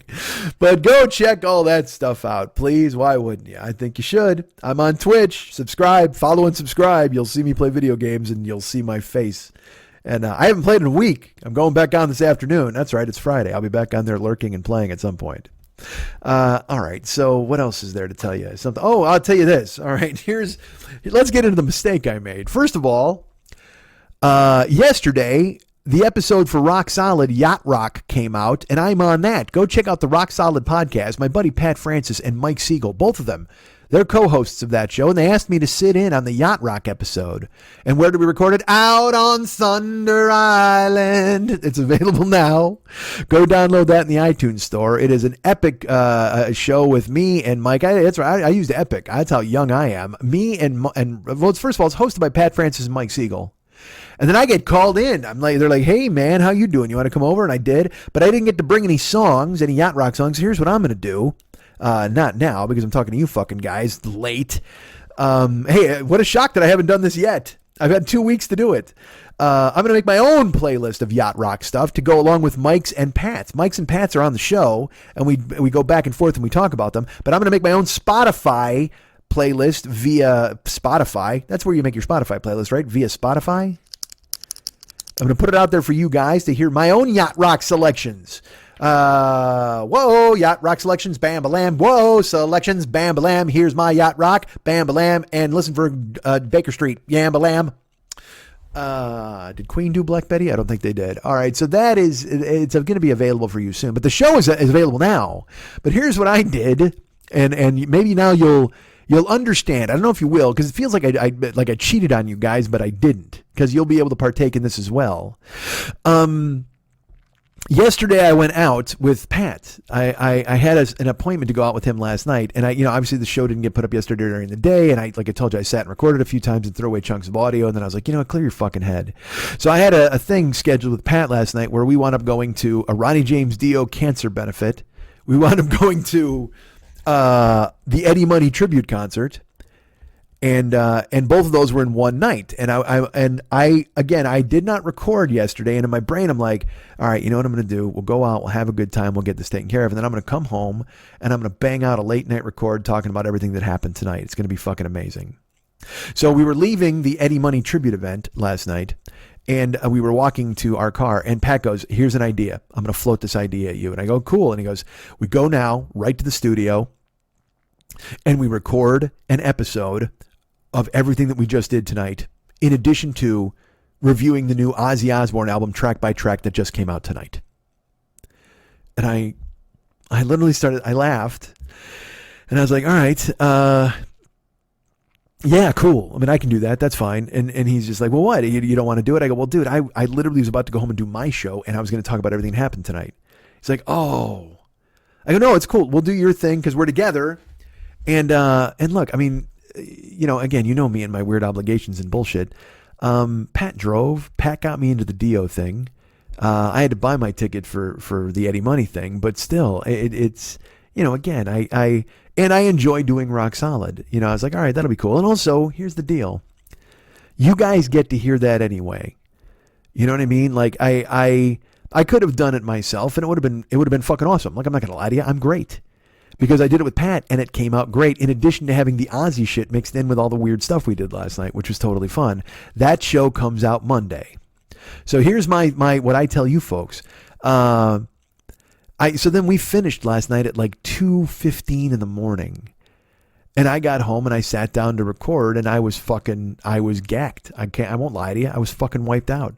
So I fell asleep at the desk and then I got up and I went to bed.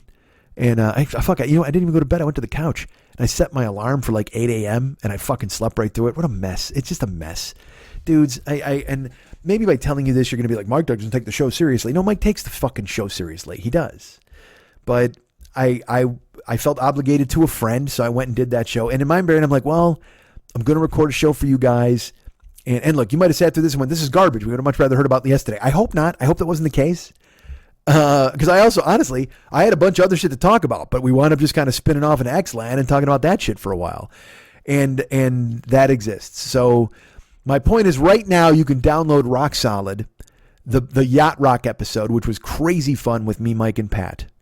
And then Monday, and this is completely true, there will be a 3-hour Rock Solid episode where we literally cover everything from the Dio show, everything from the Eddie Money tribute show, and then we review the Ozzy album in between. Like, it is a gigantic chunk of content, and it's there for you. And I hope you'll forgive me for not bringing it to this show first. I felt obligated to Pat, and I love talking with Pat. I mean, I have a really good time doing his show.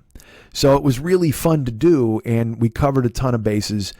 And that's available Monday. So this is Here For You Friday. This is still me talking. I think there might be some funny in here. Maybe. Who knows? Possibly. I hope you can mine some funny out of this show. But there's a ton of funny in the Rock Solid that'll come out Monday. And there's also a ton of funny in the Rock Solid that's out now, the Yacht Rock episode. Go ahead and check those out. Download it now. And if you haven't subscribed to Rock Solid, go ahead, because Pat's great. He does a fantastic job. And I will tell you this about last night.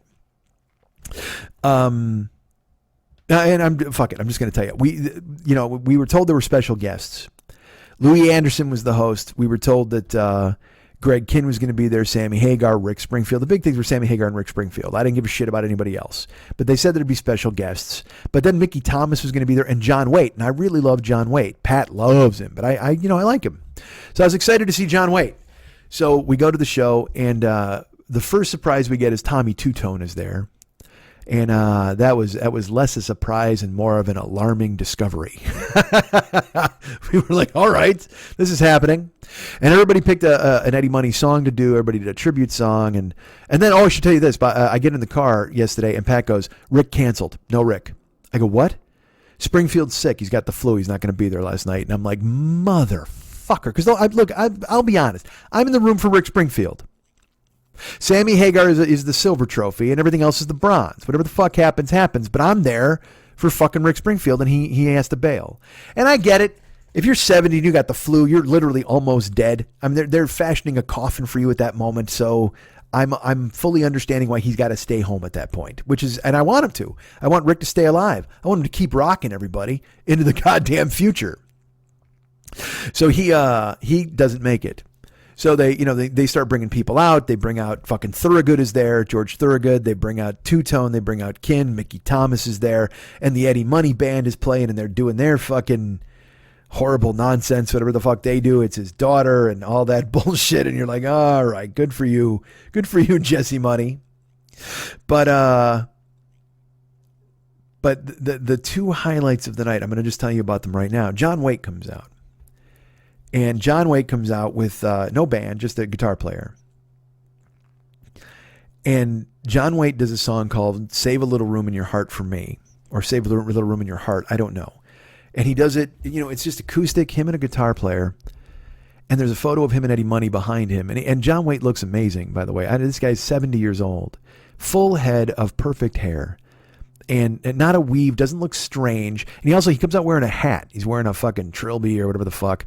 And I'm like, all right, well, he's got a mess going on up top. Obviously, all these guys do that, bandana, whatever the fuck. He takes the hat off, and his hair's gorgeous. It's absolutely perfect. It's fucking long, shoulder length.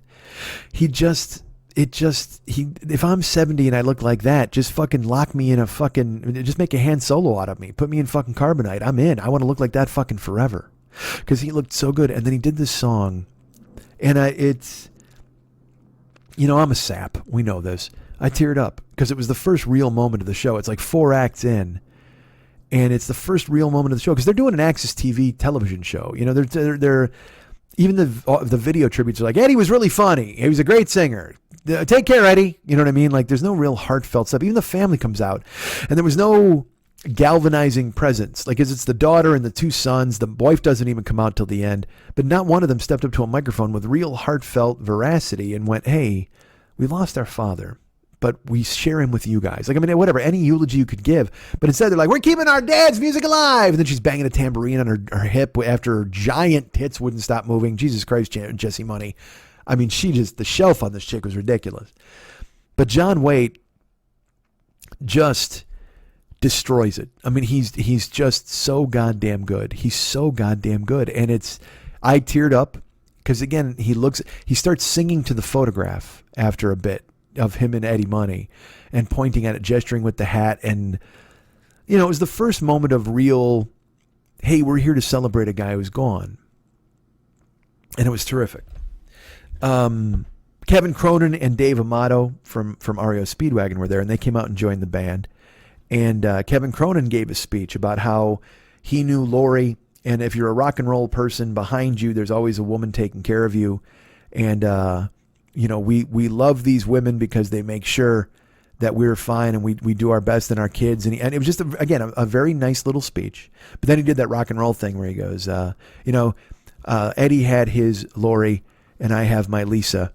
And these are the women who are behind you, and they take care of you, and they keep you strong when you're touring and doing the things you do.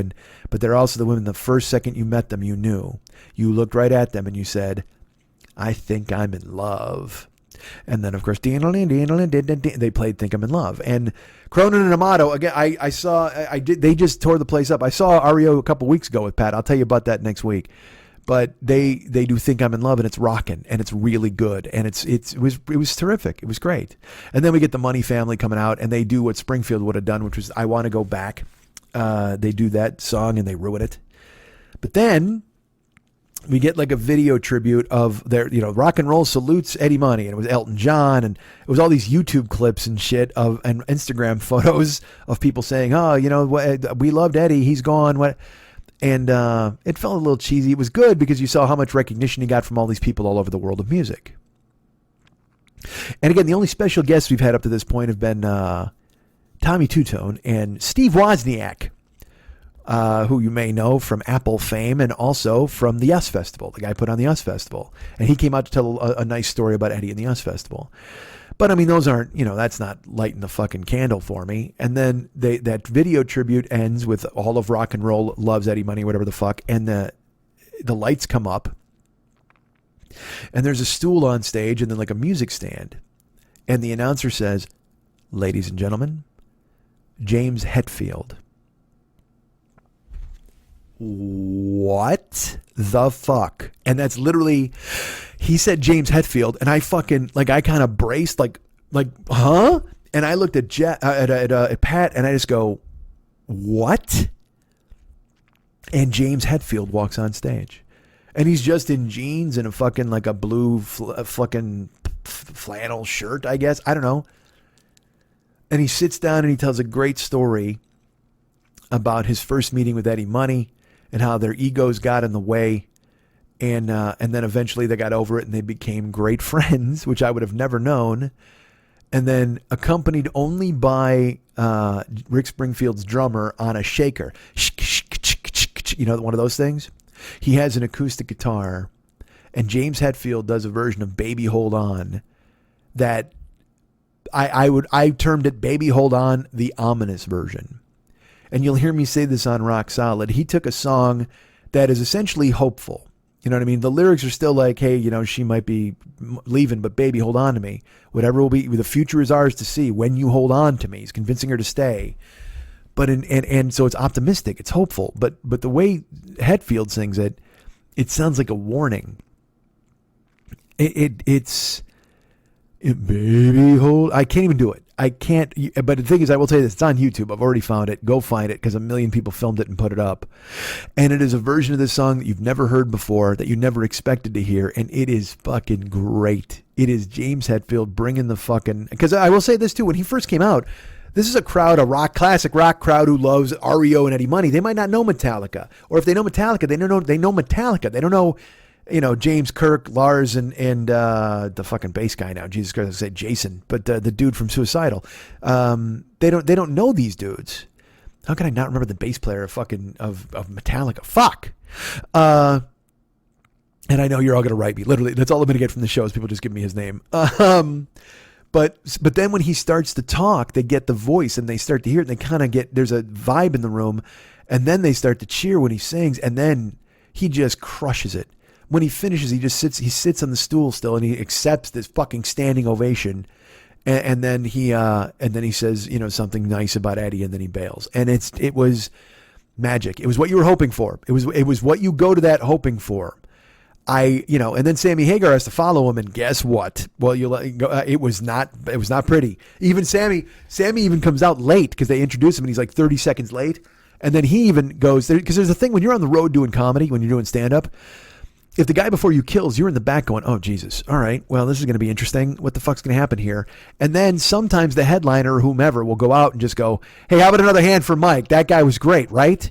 And what you're doing then is you're getting some applause for yourself, even though it's not for you, via the other guy's act. And then also you're letting them know that guy's gone. This is your last gasp. You're shooting your last rope for this guy, and now I'm here. Let's focus on me.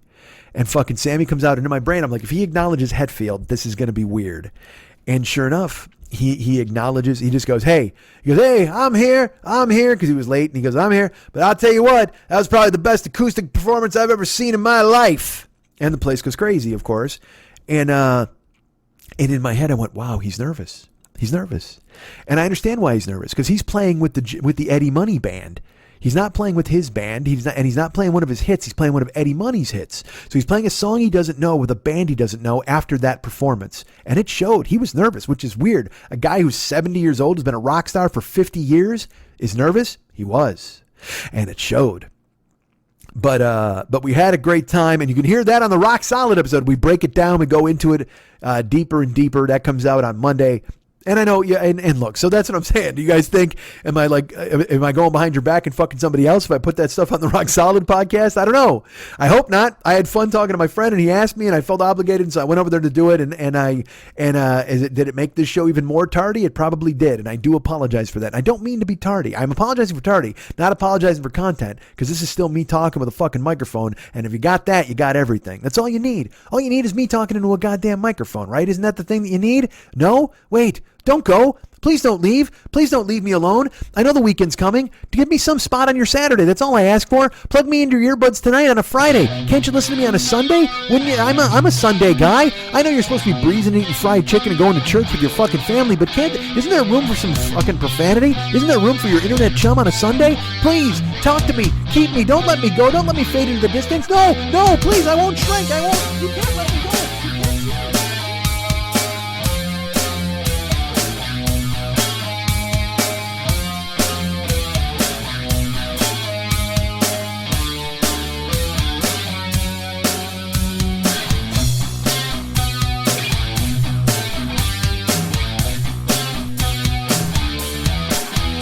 If there's anything I like more than me, it's people who like me. I love me, but if you love me, I love you. 'Cause you know why, we both love me. How great am I? Let's talk about that for a while, and by a while, I mean forever.